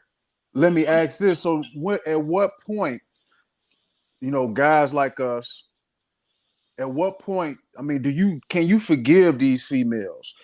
You know what I mean? And I'm bad at that. I'm really speaking for the general public because as I'm growing, I'm starting to look past more things because, like I always say, like you don't. Just because your fist is iron, just because you got an iron fist don't mean you got to rule with it outside. You can keep the iron fist in the pocket and keep a feather in the other hand, but you already know how you running your shit and you know yourself. So should a broad be penalized because she went through her whole stage in her early 20s, and then when she get in her late 20s, she decide that she wants somebody like Russell Wilson. She want to switch it up because all the other type of niggas that she been fucking with, it ain't been working. So is it a crime if she want to switch it up? Because typically with the red pill, and I'm not saying that we are saying that, but I'm just saying in the whole community, the whole manosphere, the whole message is leave them bitches for dead. Leave them to fuck with the niggas who they been fucking with. So, but what if the shoe was on the other foot? that's what I'm at. Like, That's what I'm what if asking. they thought? What if they thought like, oh, nigga, we young, and our hormone, like, that's life, bro. Like, and I'm not saying this to you, like, because I know you. You know what I'm saying? But it's like, Right. now let me make sure I say this because niggas will think that I'm talking about something. Extreme promiscuity and extreme sluttiness there's something mental going on. So you should always watch out for that. You see what I'm saying? That's deeper than just I want to have fun and be through a whole phase. We're talking about chicks with hundreds of bodies, and I'm talking about extreme. So I'm not saying to accept shit like that because it's not even about the bodies that she has. It's about that there's something mental going on, and that you don't want no parts of that. You know what I'm saying? But like that's just like saying, should they be forgiven? Should they be forgiven? Like that's just like saying, like, okay, I done did this in my life. I done done this for my life, and now I get kids. I'm older. I'm 30. Like, do I like just X me out the game? See what I'm saying? I got felonies. I fucked a lot of hoes. I did like, am I out the game? Like, you know what I'm saying? Do I not deserve to grow and live my life and learn and be? You see what I'm saying? Right. Does that not make me relationship material? Well, see, you know what I'm saying? So if you're upfront about it, I think that's cool. But women won't be upfront. That's my thing. Like, now, because but like, I'm looking for the same thing. see, we got to go now. See, this is where we got to go back in history because okay, them future type of dudes, you got to look at where these chicks is coming up at. We coming up in the inner cities, right? So, right. If women are naturally biologically attracted to alpha males as they coming up as girls and the young chicks and the women, who are the alpha males in the inner cities, in these schools, in these hoods? The street niggas, the hustlers, the bangers, the tough guys. So But that's you who know they who naturally. also, I mean, they get pussy too, but the athletes, the That's alpha what, yeah, males, the kids. exactly, the exactly, athletes. But exactly. that don't you like you can't.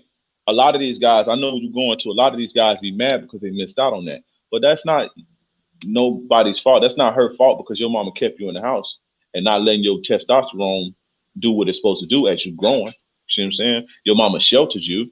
Your mama sheltered you know what I'm saying, and kept you in the house. So now you got a bunch of, you act like a little bitch. Your body flabby because you sitting stagnant all day playing the game. You know, in the hood, from the hood, they kicked us out the house in the morning and we had to go play and we couldn't come back in until it was dark. See what I'm saying? Like, so we playing and fighting and all this shit, what boys are supposed to do. Yep. And so it's not that it's like we better than anybody else. We just have more testosterone than you.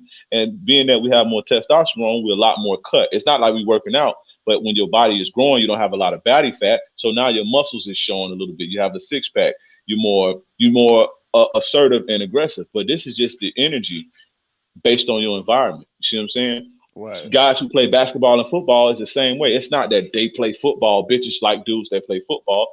They like the energy that these guys have. The energy, see what I'm saying? Right. Like the energy that, but why are you mad? Like, be mad at your parents. You can't be mad at a woman for that. Be mad at your parents because she sheltered you and let you No, get that's a fat in the fact. house and not do something. And that's what You I'm see what I'm saying. saying? That's what I'm saying too. So like, shouldn't all depending on the situations, shouldn't some of these females be pardoned? Because it's like, we just, in general, we just say, okay, well, she fuck with them type of niggas. She need to just stay with them. She can't, I'm the quote unquote, I'm the lame motherfucker who got my shit together. Now I'm in my 30s. I'm on top. Nah, bitch. You know what I mean? Bonnie. I got you. I feel you. I feel you. See, Like, that's me a little bit. I wasn't super lame, but I used to really stop. What do you call it? I used to I was very disciplined, and I would get girls, but then a lot of girls, because I was the smart guy, would be like, "Oh, he's corny, he's lame," even though I wasn't. Now when I'm older, those same girls come back and they'll be like, "You know what? We were wrong." Like, you know what it was though, bro? You know what it was? And I'm gonna tell you this, right? Because I was very smart, right? I was one of those kids that was very fucking smart. it's not that you smart and you like lame that they don't like you. That's not it. Most guys like that, and I'm not saying you, but maybe it is you. Most guys are even scared to even approach them. A lot of the times, the reason why you see the guy in high school that had the bitches is because he had the balls to go get the bitch. No, that's That's a it. fact too. That's real shit, Dre. That's You see what I'm totally saying? real. Yeah. That's it. Because I wasn't too. like when I was in high school, although I had girlfriends and shit, but I had guys. I knew like a lot of my homies was fucking way more than me, and based on being that the way my dad taught me how to like game and shit, I was always thinking that a bitch was supposed to come to me and this and this and that. And it's like, how is these niggas hitting all these hoes? I mean, I got hoes too, but these niggas running through them. And then I start realizing it's just because they putting in the work. Yeah, so it's not that shit. niggas make excuses like, oh, well, I'm lame and I'm not this. Of course, women like certain types and certain energy. But a lot of the times it's not because you're smart, because I know I'm one of the guys that was smart. And I'm not saying that I'm better than nobody. I just was smarter than, like, when I was in middle school, I was taking high school classes and shit like that. Like real shit. Middle school and shit, taking advanced algebra, and all my classes was gifted in school and elementary school. That was me as a kid, bro. So women love smart niggas, bro. You just gotta go talk to them to find out. With swag, to be honest with you, Yeah. because what's funny is, as I got older, like into high school, college, a lot of these girls would date my friends who would fake acting like thugs to get girls. Right. And it would work because a lot of these girls would fuck these fake thugs. But then as they got to know them, a lot of those girls wanted to date me because they would tell their friends, you should be more like Travis because he's smart, but he's not a punk. Like, you know what intellectual stimulation do to a bitch? Yeah. They all say they're sapiosexual. You know what I'm saying? Let me get your question real quick, Bonnie, and then I'm gonna kind of segue that to get my point. Initially, you said about Sierra, like, should she be forgiven? And if she's stupid, I mean, is it bad that she want to upgrade? It's not, but the whole thing is that kind of connects to my whole point. See, Sierra is a finesser. So a finesser, I made a book called Finesse Game. A finesser, people look at finesser like you're taking advantage of. All a finesser is someone who's as intelligent and plays chess, not checkers. It's just knowing what you're doing and knowing that's why everything is for a reason. So the people that play checkers, they just do shit however they feel. You to be a finesser, you just gotta be able to control your emotions because you want an outcome. That's all it is. So she's smart for settling down. And that kind of brings me to my point as far as giving forgiveness, whether you dating a man, woman, or woman to man, you just got to know what you want from somebody else and not let it be based on, if you think a chick bad, you may really like her, but you don't want to show her because your friends ain't gonna think she bad. Like, know what it is you want. Some rich guys, they don't need a submissive woman. They on the road flying here. Yeah, that's real shit. Yeah. They just need sex on deck and food when they get home. You ain't gotta call them king and daddy. Me, I'm a type of dude. I want to be served, but that's just me. You're not a player if you don't want to be served, but that's my stuff. Some dudes are into women like, man, I'm the ultimate sexual experience. I'm gonna eat them out. I don't eat women out. I've done it before, and when I did do it, it was just because I thought about, I gotta in order to get this chick really into me, I gotta like her, she gotta like me, and I gotta be her best sexually. And then I got to an age where I figured out that that's the secondary shit. And once I understood that, you know what I'm saying, it's the mindset. And like King Dre, like, I got A's in school too. You know what I mean? I used to run through school. You know what I mean? But then, like I told y'all before, I came from a background with white people and stuff, so I had a better education. You know what I mean? And just the people I was around, and my mother, because my mother is an intellectual too. She's sapiosexual. Like, it got to be here for me. And I'll be telling guys like, shit, like, if you guys like what I say, what makes you think when I talk to women they don't like it too? So that's saying a lot without saying anything. So it just depends on if you're gonna do something like Russell. If all he may need is a sexy girl with her own money, nothing else. That's just, he got all his shit, and then that's just the part that he just needs to be complete. Or, you know, Trav, say he for instance, you know, he had a situation where he can't have kids no more. So all he's actually looking for is a woman with a small child.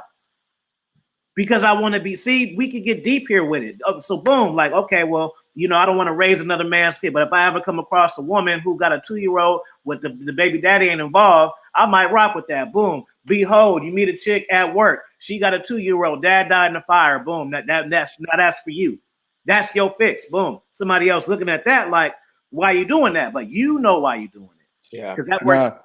This goes back. What you just said, God damn it, Afi. How can I send you a super chat? How can I get that?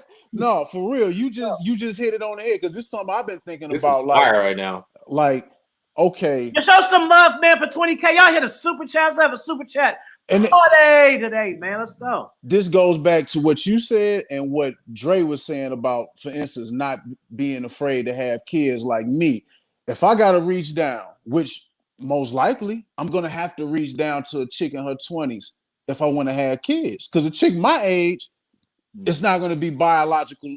You know what I'm saying? It's just not going to be healthy for her to be trying to be pushing out babies. So in my mind, I already know I want to have kids. So that's what I expect. Help me raise the kids. Now I'm, if I go in expecting anything else, then that's why I get myself fucked up. And it just goes to what you said. You have to know exactly what you want.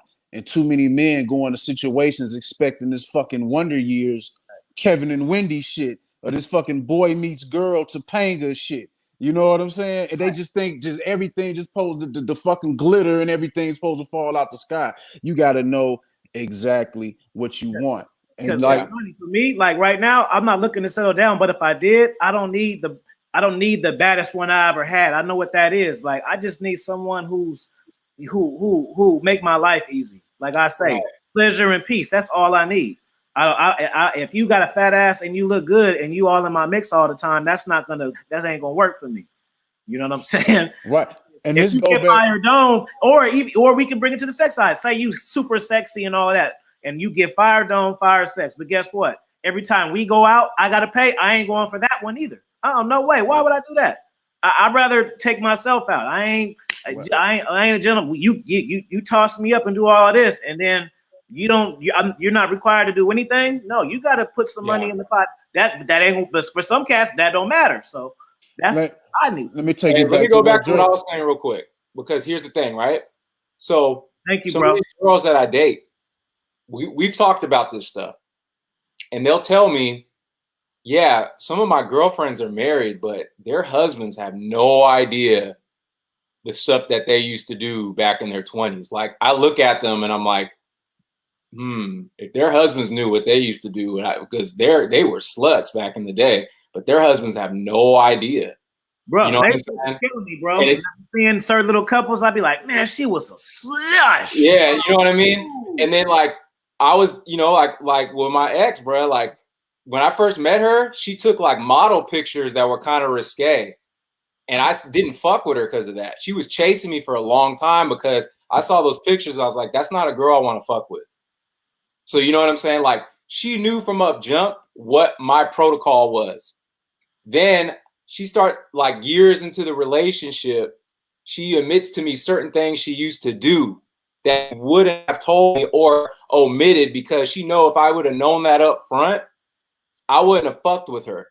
That's the type of shit I have a problem with, because women look at me and I'm pretty high value to women. I'm very smart. I have a career. I make 6 figures, but I got swag like the thug guys, right? And I can knock it down. So I'm kind of a catch, especially for black women, because especially black women that will complain and say, I'm not saying it's all men, but black men, but a lot of black women will be like, I can't find a black man that has shit together. Then they find me and they're like, this guy's a super catch. So they will omit or play a role to get me, because why wouldn't they want to lock me down? But I have a right to know who you are up front. If you are somebody like this up front and you let me know up front, I don't got a problem with that. Then I can decide who I am and what I want to be. But I know when women see a guy that they see for stability, they will hold secrets and they will play a role to lock you down. That's my thing. That's right. You know, now let me show you, like, because that happened to me too before when I was younger. Like a provoker told me this and it was that, right? And it's like, damn, this whole shit was built on lies, right? And it wasn't the fact that I got a problem with what you used to do. But it's like, this is built on lies. Saying this foundation. So you're not wrong for that. But here's the thing, what guys don't understand. You have to position yourself, and it sucks that you have to be this way, by the way. This is unfortunate that you have to do this, but number one, women aren't held to the same standards when it comes to honesty. That's number one. Like, if a lying man is pretty much a despicable man, a man that's lying that can't be honest, right? We held to that standard. Women ain't held to that same standard. Woman lies like, oh, well, because she was scared, or it's because of this, and it was because of this, right? So you have to position yourself when you get to know a chick, and y'all like, number one, she have to know that you're not judgmental, and also how much you value the foundation of a great relationship, and how honesty ain't gonna fly, and how, because I started doing that when I would fuck with my chicks. It's like, we're gonna be open and we're gonna be honest, because if you lie about anything and I can't trust you, this is a wrap. I don't give a fuck if it's 15 years later, we done, right? And women have to know this. So when you come at them, you have to be, even if you gonna leave them if they tell you too high of a body count or something like that, they still have to know that it's okay, that you're not gonna judge them. Also, they have to understand that, like, really truly understand that lying is not an option when it comes to you, because you know better, you know women, you know how women operate, you know when a woman's lying. And also, you don't want to build anything with anybody on lies, because anything built on lies don't stand. When you take up this type of disposition with a woman, when you get to know her, her whole vibe gonna change towards you. I've done it, because I started like I said, that happened to me before, to where it's like, why did you lie and shit? You know what I'm saying? And another thing too, this is another thing, and it's subtle. And I realized this with me too back in the days. When you lie and you bullshit, you signal to women subconsciously that it's okay for them to do that to you. See what I'm saying? For an example, when you do little shit, like if a woman tell you how many people you talk to, if you talk to, back in the day, we used to be like, oh shit, I just talked to you, shit like that. They know better than that. So when you bullshit them, it's like, okay, you tell them, you being that you the leader, you telling them subconsciously that it's okay to bullshit and lie, right?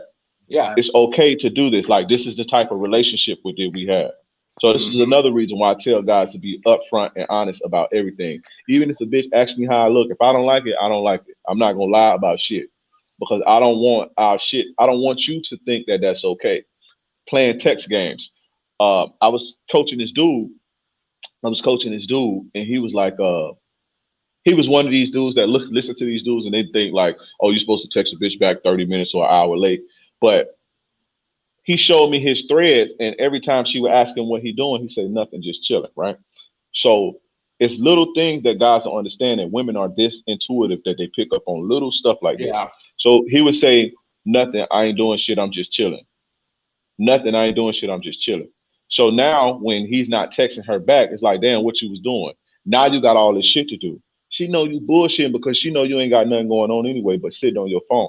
And she know that you playing games. She more than likely is petty. She may not even confront you about that, but she know, and you telling her, okay, it's okay to play games. Even little games like, well, I'm gonna text her back in 30 minutes, right? And then tell her I was busy when you wasn't. Even little small shit like that. See what I'm saying? Mm-hmm. If you want women to keep it real with you, you have to keep it real with them. You have to lead that, and they have to know that this ain't that lying and building anything on lies is not an option.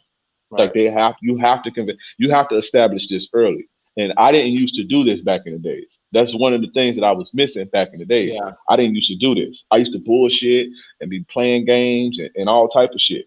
But I would wonder, like, why is this bitch playing games with me? When I stopped doing that, bitches stopped playing games with me, bro.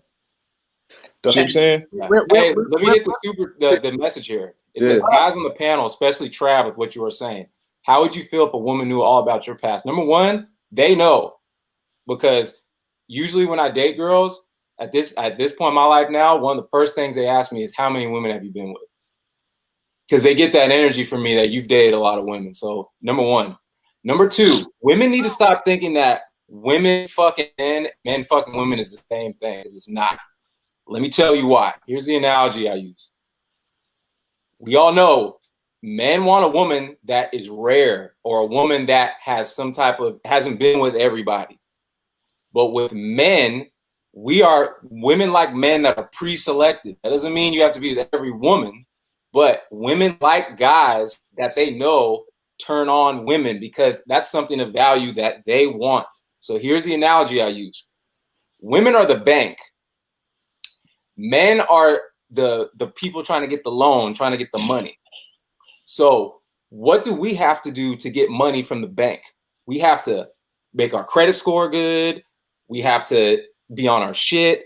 We have to show the bank that we are worthy enough to get some of that money because we've put in the work. We've done everything we've done. We've shown some type of discipline and we have some type of value to get the money because we will pay it back with interest. Now, a woman is the bank. She has all the money.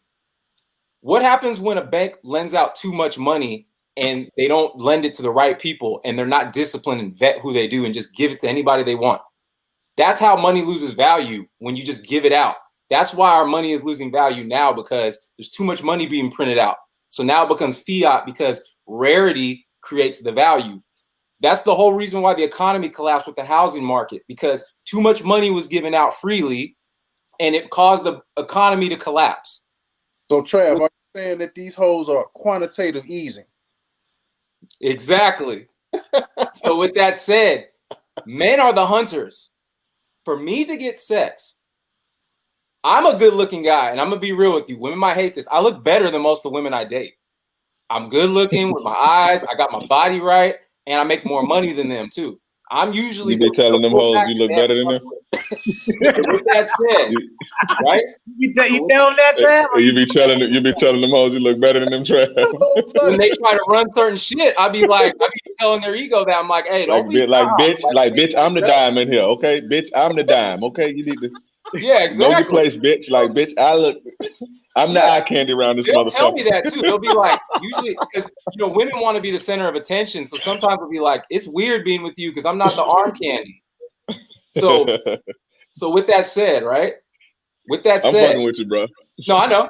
So with that said, right? When we go out and talk to these women, it's a fun Christmas for me. Yeah. My mama and daddy, I ain't got all Grammy. I ain't got that shit pumping. Life didn't set me up that way. I'm having a good Christmas. So with that said, right? When men have to get women, we have to earn it every time, bruh. It's not just like a woman could be even fat. A woman could be fat, bruh. She could just walk outside and go, I want to have sex. And like, the only reason why men won't do that is because they'll think it's weird because that's not society's norm. But if it was that easy to get the pussy like that, bruh, niggas would be signing up left and right to hit. As a guy, me, as put together as I am, I can't just walk outside and say to a woman, let me have sex, and that's it. I got to earn it every time. So you're telling me that you could be out here and not be sexually disciplined, not have your shit together, have these bodies, dated pieces of shit, done all these things, but even still with me, I got to put in the time, put in the work, pay for shit for you, take care of you, and be the man and the provider, even though you haven't done your part? Fuck no. Fuck no. I'm not doing that. That's simp shit to me. I am not doing that. If you want to lock me down, you got to show that you've put in some fucking work too, because women do have obstacles, but sex ain't it.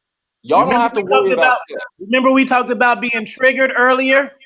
And that's just a fact. I dealt with that. I've been in relationships where I try to forgive past and shit like that. Then the women, their fucking standards raised, and then even though you're doing everything right, they want to complain about something else and not be, and you know what I mean? And then you got to leave them for them to realize that, oh, this was a guy that I should have fucked with. I'm dealing with that with my ex. I had to block her ass. You know what I'm saying? So it's like, bro, no. Women need to get rid of that bullshit, bro. We're not the fucking same. You know what, too, bro? And that's a great analogy, but even on a biological level,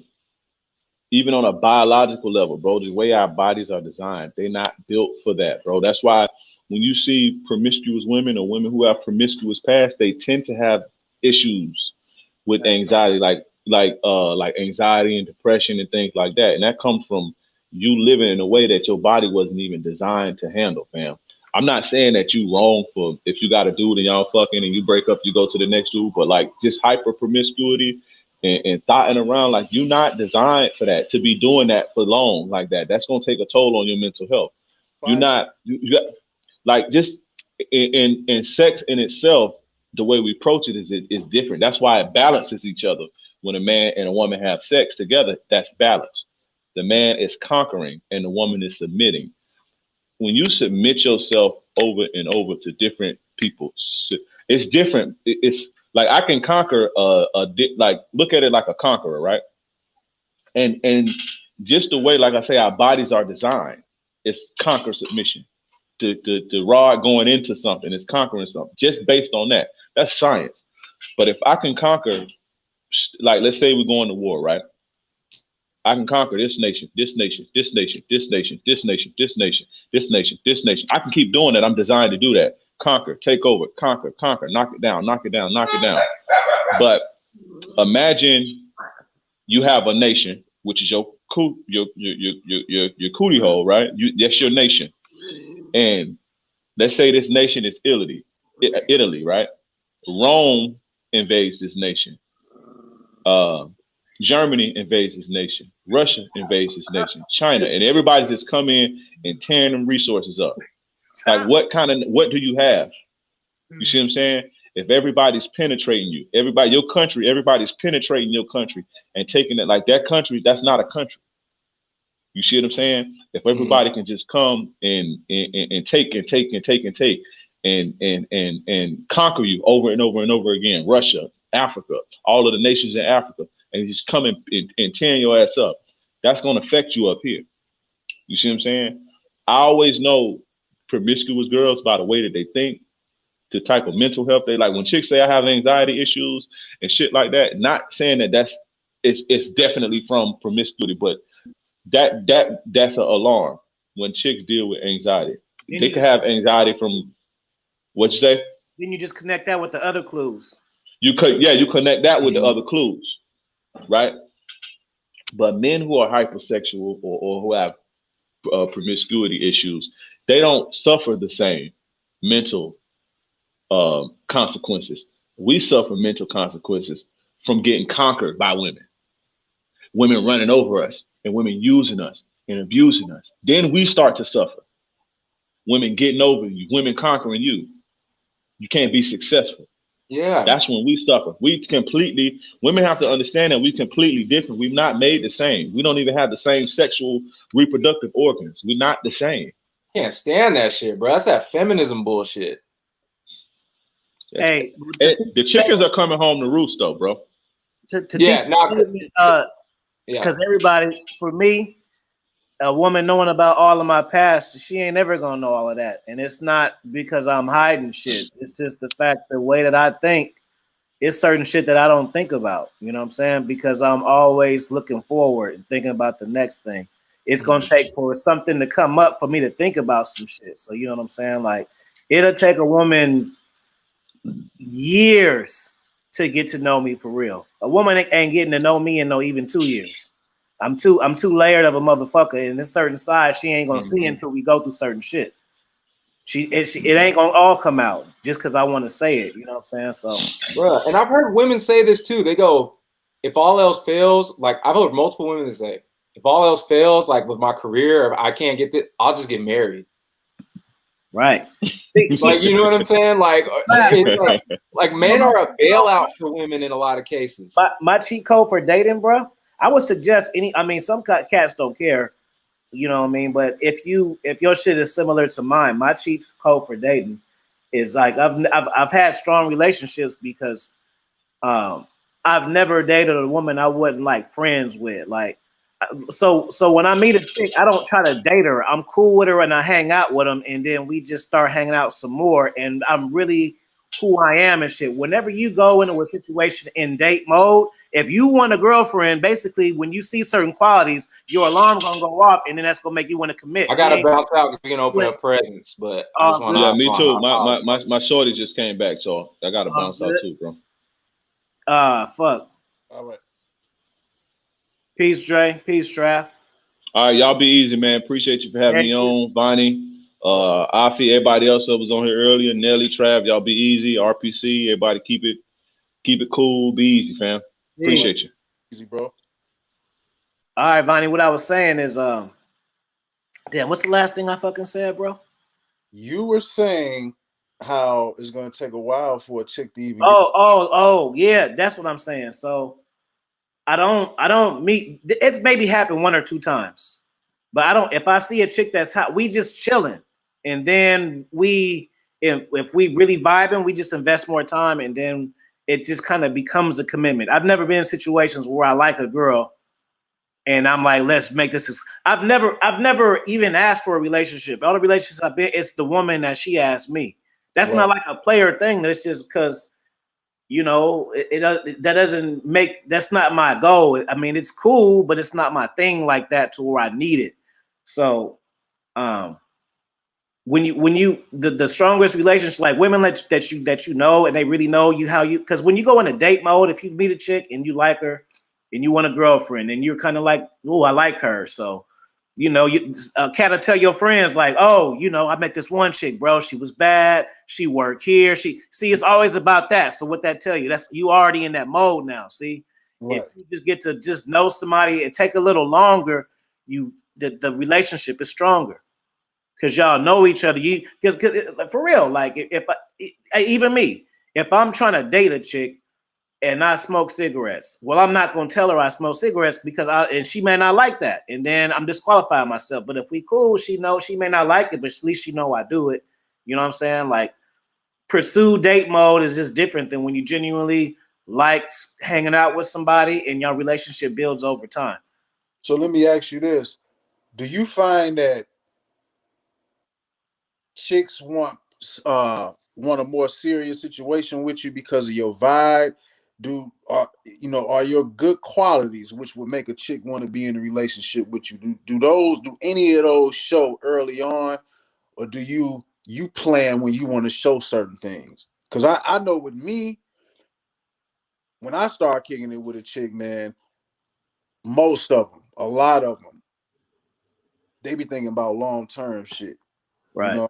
And they not necessarily coming out in the very beginning saying that. But I mean, I guess that's what in a lot of situations. But I know with me, man, I had that kind of effect, just the way I carry myself, just the way I am, just the way my vibe is, man. A lot of chicks, they get to thinking long term shit.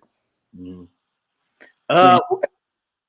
With me, bro, it depends on how I meet a woman, like how we meet. Like, meeting someone at work is different than meeting someone at the vibe is different.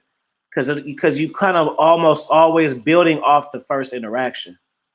You feel me? You can't help how you meet people, but the first interaction you always build from that. You know what I'm saying? So if you guys met in the club and y'all was French kissing and you was drunk, regardless of her having girlfriend qualities and you having boyfriend qualities, the tone was already set. Y'all want some sex sleaze shit. You know what I'm saying? And then it can be a lot of that, and it can end up being something else. But if you just meet someone where maybe you at the gym and y'all chop it up some more, and then she may be going through some shit, then she come to you and then you help her with that. Boom, then you got a situation. Since you helped her, you go to her, then boom, she helps you with that. Right. Then now y'all vibing, and it's different than she ain't got no kids, she got long hair, and she's submissive. It's fucking way better than that. You know what I mean? Right. If you can name off the qualities of somebody off your hand, then it's not. That doesn't necessarily mean they quality. It just means that they just have attributes and shit. It's different. Right. Right. Having money isn't a quality. What did I do with my money? How did I get the money? Right. You know what I'm saying? I could be a fucking hitman and shit. I could be laying niggas down and shit, and then going to jobs and shit, just like on the mob movies. That's what they be doing. They be having regular jobs and then they get busy. Right. You know what I'm saying? So that's not an attribute. Just because a woman is a doctor, it's not an attribute. She could be a fucking asshole. She could be selfish. She could come from a weird ass family, like to stalk the fiancés who are gonna be you. Now they're gonna fuck with you. You know what I'm saying? It can go either way, bro. people don't be thinking about that type of shit, man. Like people be thinking like when you get into a relationship, it's just you and that person. No, you get into a relationship with that person's family. They got to. And see that this is the finesse part I was saying. Like that's what it is. Like as it's demonstrated. That's how I think about everything. It ain't just sex. No, it's just that's just my way of thinking. Like there has to be purpose for everything, and you should always have an outcome of everything that you do. I feel like that's the natural way. Everybody's not like that, but I'm so in my thinking that I feel like if you're not like that, you're damn near missing out on the whole life of experience. You know what I'm saying? Right. And people who necessarily they might not be like that, but something similar, they get it. You know what I'm saying? Press one if you get it. Like once you hey Lincoln. Yeah, you definitely I've grown to the point, man, to where I know the type of questions to ask.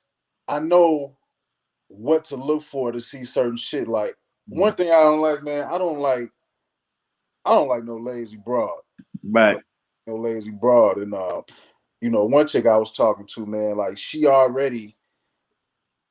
somewhere around in her prime.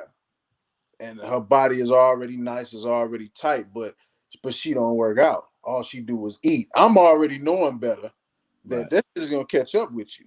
You know what I'm saying? Eventually, one day. But you want this kind of man. You want this kind of man that got my type of qualities. And I'm throwing a little shit out there as far as like fitness and working out and trying to like, hey, you maybe you need to go to the gym and just take care of yourself. Or she'll make comments about shit that she want to do with her body, and I suggest the gym, and like all you need to do is a little bit of this for this amount of time. But this particular chick, she didn't want to, she was resistant. So that type of shit right there already let me know from the jump, okay, this chick is lazy. And I feel like I think experience is going to teach you what to look for, and knowing what kind of questions and when to ask these questions are important too, because that's going to let you know a lot. You know what, bro? At this point in my life, you want to know my main two shits that I look for? What's that? And shout out to Fit. I heard him say this too, and it was kind of cool hearing it from somebody young. And this wasn't the first one, wasn't always mine, and this is the reason why it's his. Is basically they asked if he was to settle down, what would it take? And then the first thing was this is the one that I have now. Like you'd have to have a woman. I'd have to have a woman with an entrepreneur spirit. Like if I got a chick who want to live a 9-to-5 lifestyle, that ain't gonna work for me. So that's the very first thing. So that's a deal breaker. I mean, it's not a deal breaker as far as interaction. It's a deal breaker as far as we going to the top. Right. You can't go to the top just off of that. Right. Because I want to live a millionaire computer lifestyle to where I'm flying here, I'm flying there, I'm going to Chicago doing consultations live. You feel me? And doing interview. You know what I'm saying? So she got to be on that type of shit to where either she doing it herself or she can bounce out with me. Because if it's not, she gonna be mad. She gonna be home. Oh, your dog. I'm tired of taking care of your dog. And see, I already know where it's gonna go. So she gotta have that first. I don't care if she a surgeon making all the money. It still ain't gonna work. I mean, it'll work, but women say, oh, I can deal with it until it happens. A woman gonna get tired of me dipping here, dipping there. I'm doing this. I'm coming home feeling myself sometimes, and it's just a whole lot of stuff. So that's the first thing is she had to have an entrepreneur spirit. The second thing, she got to dream big. I got big dreams. If she just want to be something that we cool. We ride or die, all of that. But like for me to settle down, she got to have big dreams too. She just can't want to get a house and a dog. Like that ain't gonna work for me. She just can't want to do family nights either. That ain't gonna work for me either. I ain't got time to be hanging out with you and your families and all of that shit. I need you to be abroad like me. I don't want to live in America. That's a deal breaker. A chick. If I'm dealing with a chick and she's bad and she's submissive and listen to what I say and says I'm a king, well, guess what? If she don't want to move abroad, she out too. Right. Yeah. And she got to be able to deal with that shit because, like you say, it might be times to where you might have to, and this goes back to the entrepreneurial spirit you say you want your woman to have, because if you got to go somewhere, she don't need to be back home worrying about your damn dog. She need to be back home handling business with whatever y'all got going on. It's, you know what I'm saying? It should never be a time, oh, he's gone, I'm just sitting here waiting for him. So Right. I feel you with the entrepreneurial spirit. I know with me, okay, I say laziness is one of mine. And I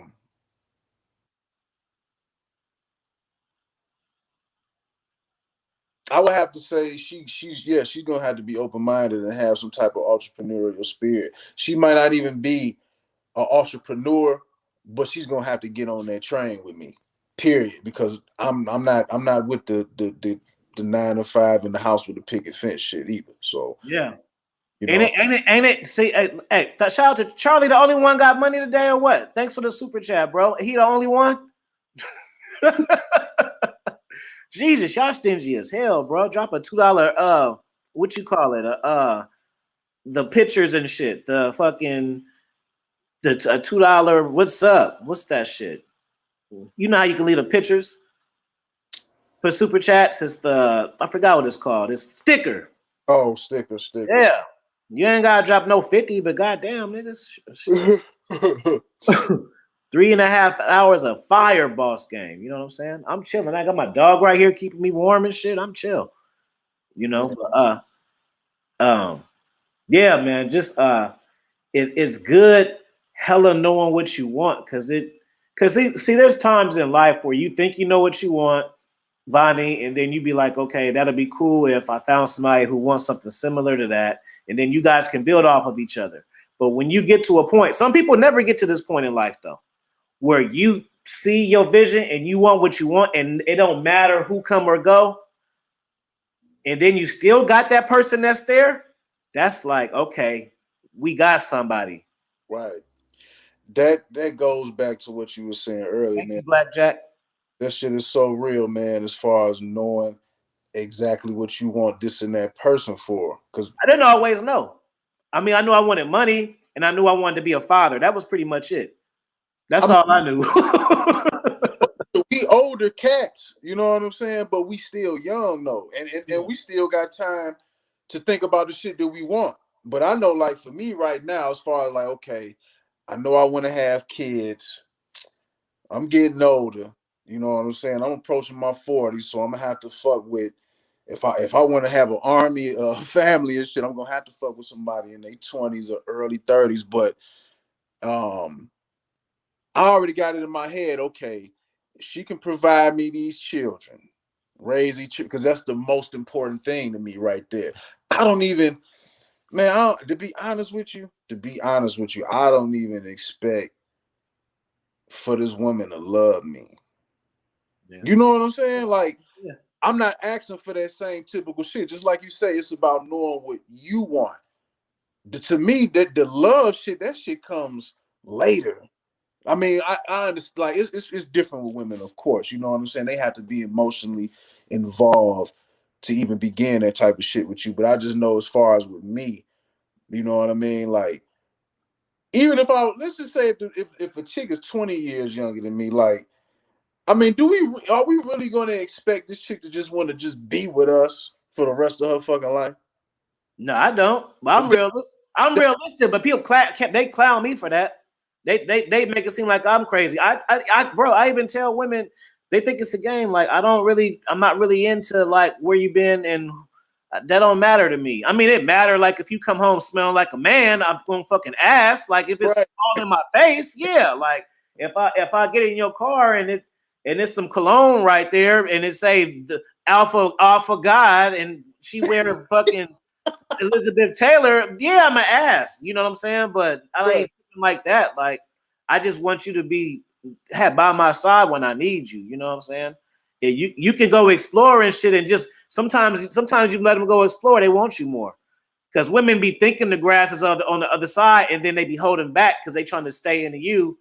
And then say for instance, that's the reason why when situations like that where a woman will be with y'all and y'all break up and then she had the dude lined up or whatever, and then she'll come back to you. The reason why that is because see, it's different because she was bored of you, and then the side dude seemed like he was good because he was taking her out, eating her out, you know, showing a good time and shit, right? And it's better than what you doing currently. But see, when she got rid of you and he went to full boyfriend mode, then she figured out all the weird shit about him. Because right.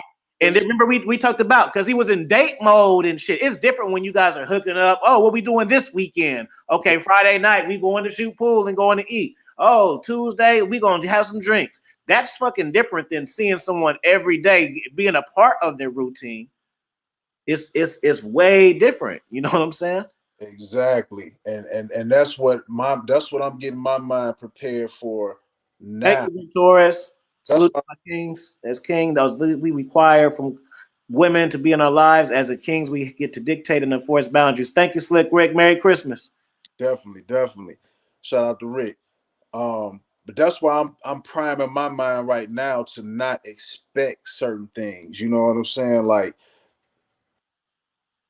you can just go back to what you said, man, knowing exactly what you want. And I think when you know exactly what you want, that makes things clear. Because I even told a chick that I'm like, if I'm fucking with somebody 15 or 20 years younger than me, okay, we raising these kids, she been with me for this amount of time. I am not finna expect you not to go fuck with somebody else. I would be out of my fucking mind to think that I'm in my late 60s. You still what in your 40s? You still have to try. Right. I would be a goddamn fool to really think that you're not gonna want to experience somebody else with my old ass. Right. You know what I'm saying? And a part of it too, it's not like whether she's into you or not. When we talk about long-term relationships, you're not gonna be game tight all the time. So you know what I'm saying? Like it ain't just because she bored of you, but it's times where you could be boring because you got some other shit going on that ain't her. Right. You know what I'm saying? If you're not gonna be hella saucy in the bedroom on date nights, if you drive trucks and then say you drive trucks, you're trying to get another rental property, right? So boom, you got another opportunity where the cat tell you, hey man, I'm gonna let you drive my Amazon truck, make these deliveries, I'm gonna pay you under the table, and what's your hours from 12 to 12 or whatever. Okay, I'm gonna need you to do it from 4 to 10. Well then boom, that you doing two things now. See, you ain't tending to her. So now she gonna want to see, but then you just trying to live your life to do something. A woman ain't always gonna be thinking, oh well, he ain't fucking me, he ain't paying me no attention, but it's for a bigger purpose. Like logically, she should think that, but she not.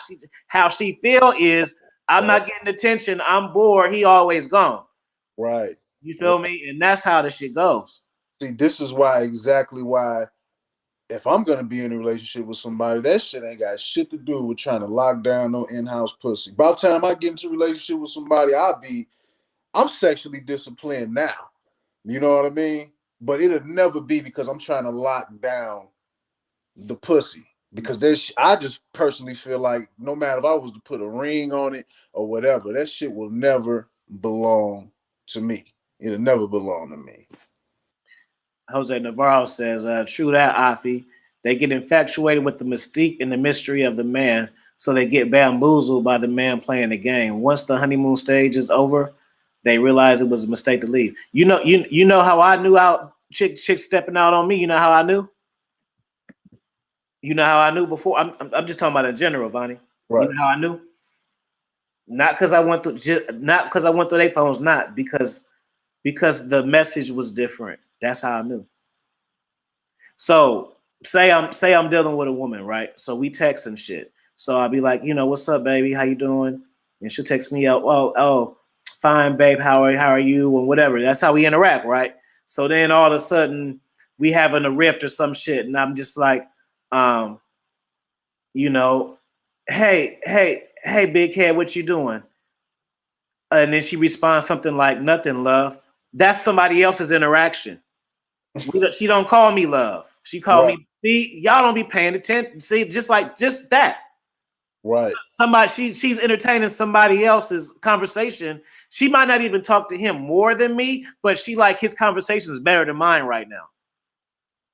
So she didn't grab some of his flavor, and then she don't even realize it. Like, you know. Right. Or all of a sudden she got an interest in certain shows. Like, you know, like people broaden their minds, yeah, but it's like, hey, I've been fucking with you 5 years. You've never been into documentaries. You know what I'm saying? Now all of a sudden she want to learn from TV. She was watching Love and Hip Hop and Bad Girls Club. Now all of a sudden she want to watch the History Channel and shit. I'm gonna be like, oh, okay. I don't need to know the details. All right, to me, the most obvious one is when they ain't been working out and they all of a sudden want to go to the gym. They not doing that for you. You know what I'm saying? But you're right though. Now I forgot the fucking point I was gonna make. But yeah, when they start making little changes like that, man. But that's why. Damn, I forgot the goddamn point I was trying to make, man. Fuck. But you're right though. Yeah, that's the real game. Like I say, you know, again, that's what I'm saying. Like, you know, earlier, cats come in with the dumb shit. Like the shit that we saying can really save y'all so many headaches. I went through a heartbreak, bro. It sound like it's some shit easy. Like just because I'm a player, y'all think I ain't never been into a woman and she did some cat shit? If y'all didn't know, hell yeah, that shit happened to me before. I didn't been hurt before. I ain't bitter though. Somebody was in the chat earlier talking shit. Oh, yeah, earlier it was a little thing. It wasn't nothing. Oh, okay. Yeah. Just you know, he tried to. It wasn't nothing. It wasn't nothing. I just told him he had to pay to talk again, and then he tried to change the subject and give Dre some props. He thought you can't finesse a finesser. See, you know how I do on my chat. Not when cats talk shit, I'd be like, next time you say something, you gotta pay or get blocked. See, right. He tried to finesse me, and instead of saying something disrespectful, then his next comment was, Dre got hella gang. No, nigga, that don't matter. I said super chat the next time. Right. I timed him out and shit, and it was just that. Yeah, you gotta grab him by the collar and shit like that. Especially if I don't know the name and shit. Like, you know, Jose Navarro can just be funny. I know who the fuck that is. Or Slick Rick. Like, I know these cats. What was the original topic? Nothing. We was just doing pregame Fridays, just, you know, but then in just a 20K little just chop up, you know. Okay. I hit 20K today, man. So man, congratulations, congratulations, and Merry on Christmas. That was I had to do it. Like on Christmas too. That's it, because I was just checking my email, man, and I seen you sent the link. I'm like, man, let me go ahead and jump on here, man, before I go see my people real quick. So yeah, definitely. I said that on Danica shit. The last time I was on there, I said I'm gonna hit 20. I'm gonna hit 20K on Christmas. Watch. Wow. That's a hell of a gift. If I did it 2 days from now, that'd have been cool. But I'm saying that was head on point. Right. That make it different. Yeah. 20K, man. Hey, man, salute to you, bro. You deserve it, man. Thank you. I mean, you know, I like doing this shit though, man. Yeah, I do too. I like this shit. Especially like with cats like you, no, because I'm saying like if just certain people, I you gotta, you know, you gotta go into interview mode and shit. You see, I'm just sitting here, I got a fucking fur on and shit, my dog right here, right. And got a beanie on. If I had fucking Ron Wills on here, I wouldn't be doing this shit. You know what I mean? Yeah, you better make sitting up on that motherfucking couch or sitting up in the chair. Yeah, you know, yeah. You see, I'm in the couch. See, you peep. I ain't in the chair like usual. I'm like, shit, fuck it. You know what I'm saying? So, but I think, because I gotta get ready to hop in the shower myself. But just to wrap it up,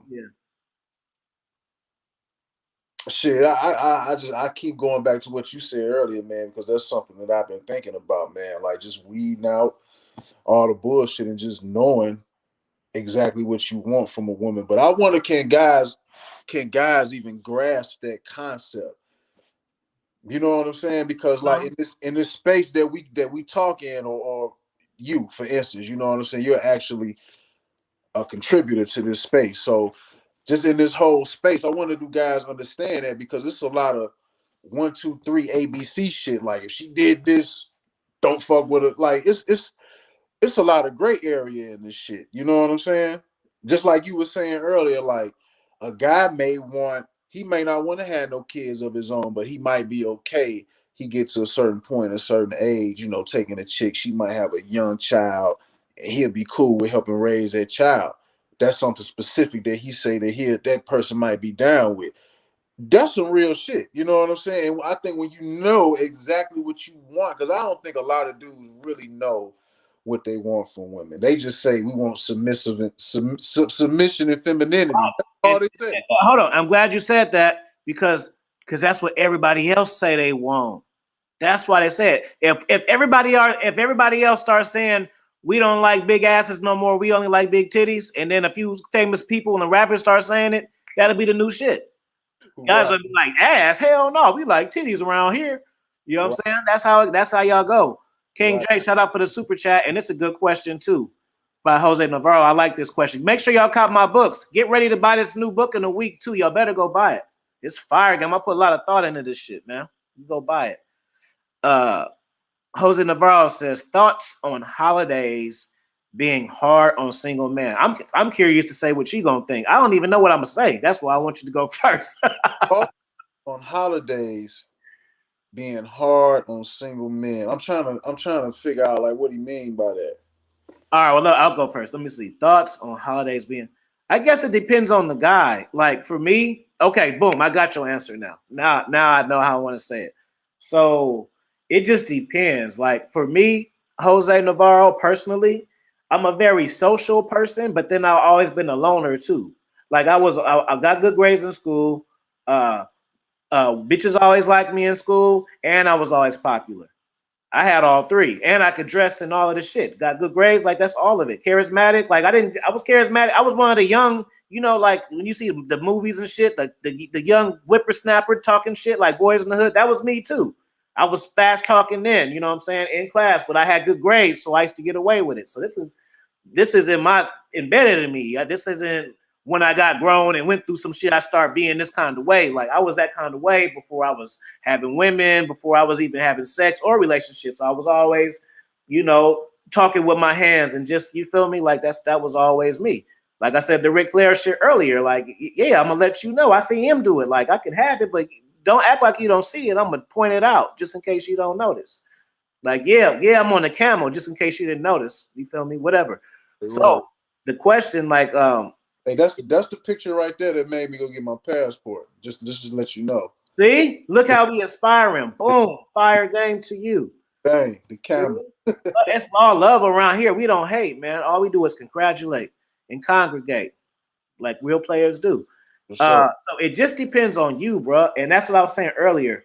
Like for me to date a chick who's hella into her family, that wouldn't work for me because I'm so used to doing my solo shit. Like right now, even my mom lives in North Carolina, but even when she lived here, it was just me and her. I never grew up. It was me and my mom and my sister. I never grew up where it was like Thanksgiving, it's 12 motherfuckers. Like I never had it. I had to go to other people's shit. You know what I'm saying? My dad was gone. I didn't have the unit like that. My grandma passed. Grandpa don't know. So it was always like 4 deep or less. So for me to be by myself, that's how we all are. My mom, she out there, she by herself. She ain't out there married. She out there dolo.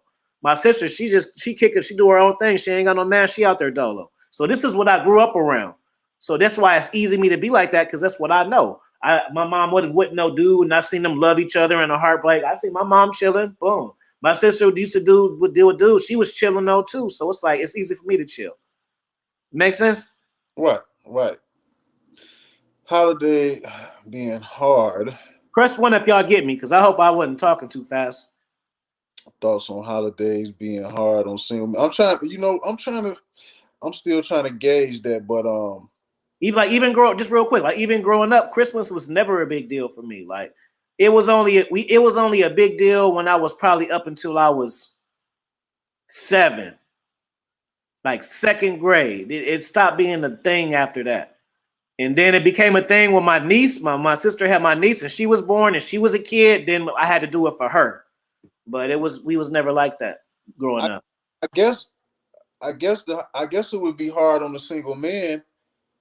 It could be hard on the single man that grew up celebrating these holidays, and then once you get to a certain point, sometimes you might have to work on the holidays, or you might get to a point where you might not be that close with your family, or you might actually want to show up at your family's house with somebody. You know what I'm saying? Because you might get used to going to your family wherever y'all kick it at.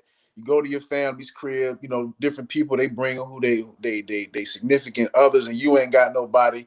They might make you feel low. To me, I be feeling good when I walk in by myself. Like, I'm gonna go see my people, my parents today, and then I might go fuck with some other family members.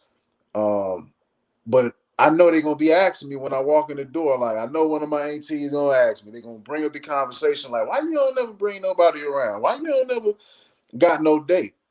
And my response to that is gonna be because I enjoy my peace of mind. So for me, the holidays ain't hard on me, And so, yeah, it's about the upbringing, bro. Like my mom, the last Christmas that I went and I was with her, right? You know what we had for Christmas dinner?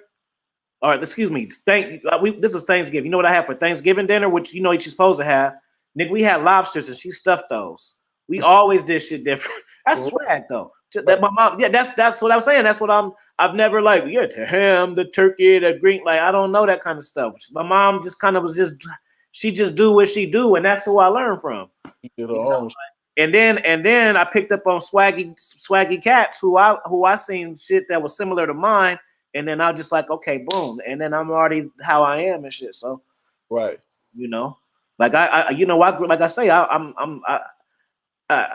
I'm not like I'm saying I'm a super player but I'm saying I literally grew up on the track. Like that's what I seen. Like how people seen the drugs, I seen the track. West MacArthur, like that's the actual track. So I seen slick talking niggas. I was already liking Ric Flair, and then it's like, oh, it's people like this in real life. I'm really like boom, boom. You know what I'm saying? Like women, and like I say, I grew up around hoes, bro. Right. I gotta unpack it. I don't be trying to say it, but just I grew up around hoes. So those are that, and I said it earlier. I'm around women who finesse, so I can see it. Like it's like how Mortal Kombat choose your might, and then Russell Simmons come up. She was like, I'm gonna get his ass. She may love him and shit now because she know all of his qualities and all that, but she knows, like certain women know. Like hoes and shit. You see how, or blackjack. No, when you around strippers and you see how they know how to be submissive and know how to seduce men and get shit out of them, then you can see it from other women who don't act like that. They know how to do it too in their own way. Right. Man, that's why I always valued. I'm gonna say this, and I gotta cut out, but that's why I always valued being a fly on the wall amongst females talking. Mm-hmm. That's where you get that's where you get some of the best game, because you talking to the horse, you listening to the horse or the shit coming out the mouth of the horse right then and there. That's how I learned, bro. Exactly. Bro, my game is so simple. All I do is what the women do to you. That's it. But y'all want me to say, I swag. I want some money. It's just too much drip. But I'm saying for real, like y'all be wanting lines, gestures, all this, the same exact shit women do to you. That's how I date. Mm-hmm. Just like if you meet a chick and you be like, I'm gonna take you somewhere. If I meet a chick, I want her to take me somewhere. Right. Like, and that's not, and I'm saying like that's just what I like. That's how you get my attention. She ain't gotta take me nowhere. Right. But if she don't, then I'm not gonna trip off of her like that. Right. Because that's what I'm into. Right. If a woman cook and she don't serve, but that ain't gonna work for me. Because I don't want to be coming into go to a chick house and be like shaving potatoes and shit and tossing salads. That's the woman job. But that's how I think. You ain't got to think like that. But that's my shit, Okay, boom, I got my point. It's not about it sounding slick or a player for y'all. It's literally what makes me feel good. That's why I do it. Y'all get to hear me talk about it because I'm on YouTube. But if me and Vonnie were talking on the phone, I'd be saying this is just how I talk. Right. Right? Me and Vonnie talk like 3 hours. What I say, this was a clinic. We was dropping game about everything. Like 2 hours, right? Yeah, we was on the phone for at least 2 hours. Well, we wasn't talking about hoes and body counts and receipts though. None of that. No. So, Definitely, man. But shit, I gotta go ahead and Say your last words, but Black Jack said a shout out. Afi Dre, Trav, Vonnie, Man of War, Mad Respect. You know he into it because I would have been lazy. I wouldn't even put the man with the 3. I would have just put Toxic. Brought his whole name out. So that means that's love. Great Christmas gift from you creators. Good, man. That's what's up. Much appreciated. I'll finish up on the replay, but I was on time today. I appreciate you, brother. Hey, man. Shout out to Black Jack, man. And we appreciate that you appreciate us, man. And just basically my last words, just know what you want, man. I think once you know what you want, period, for yourself, it'll make things a whole lot easier. Once you really know what you want for yourself, you'll know what to expect and what not to expect out of other people, not just chicks, you know what I'm saying, just in life in general. So keep that in mind. And you know, we going into the year 2020. We're gonna leave all this bullshit in 2021. Yeah. We're gonna leave all this bullshit in 2020 behind. Yep. And we got to learn to get money together, or at least build each other. Y'all niggas quit fucking with me, trying to beef with me and be slick. Let's come up with a plan and tell me, do I like it? That's the interaction I want. Right. That's the plan. That's the challenge for 2021 amongst the brothers, man, and the players, man. We building each other up. Let's see how many times can you congratulate somebody? How many times can you compliment a nigga? How many times can you go to a motherfucker's Instagram page and compliment some shit that he said, congratulate him? You know, that's the challenge. That's what we doing. You're gonna see, and I'm being accountable, so I'm not going back and forth for Cass. Not that I do, but I'm just saying, like, I don't even want to end because this is Christmas, but we might as well say it's New Year's, just because it's, you know, right. Definitely. I'm with the positivity and shit, bro. And if you a troll and you come to my shit talking shit, you gotta pay the second time. That ain't gonna change. King Solomon came in sudden death, bro. We out of here, man. We didn't get y'all 3 hours and 40 minutes, man. Shout out to Trav, fucking RPC, King Dre. I don't want to miss nobody. Nelly Nell. We was on here lined up. Hey, Nelly Low. Shout out to have a good Merry Christmas. It feel good. I feel good about this right now. A good Merry Christmas send off, and it's Christmas. I feel like y'all got some really good energy today. If y'all watch this whole time, you'll leave it and you'll feel good and have a good day. That's from the bottom of my heart too, man. For sure, man. Appreciate you, man. Love you, brother. Love you too, bro.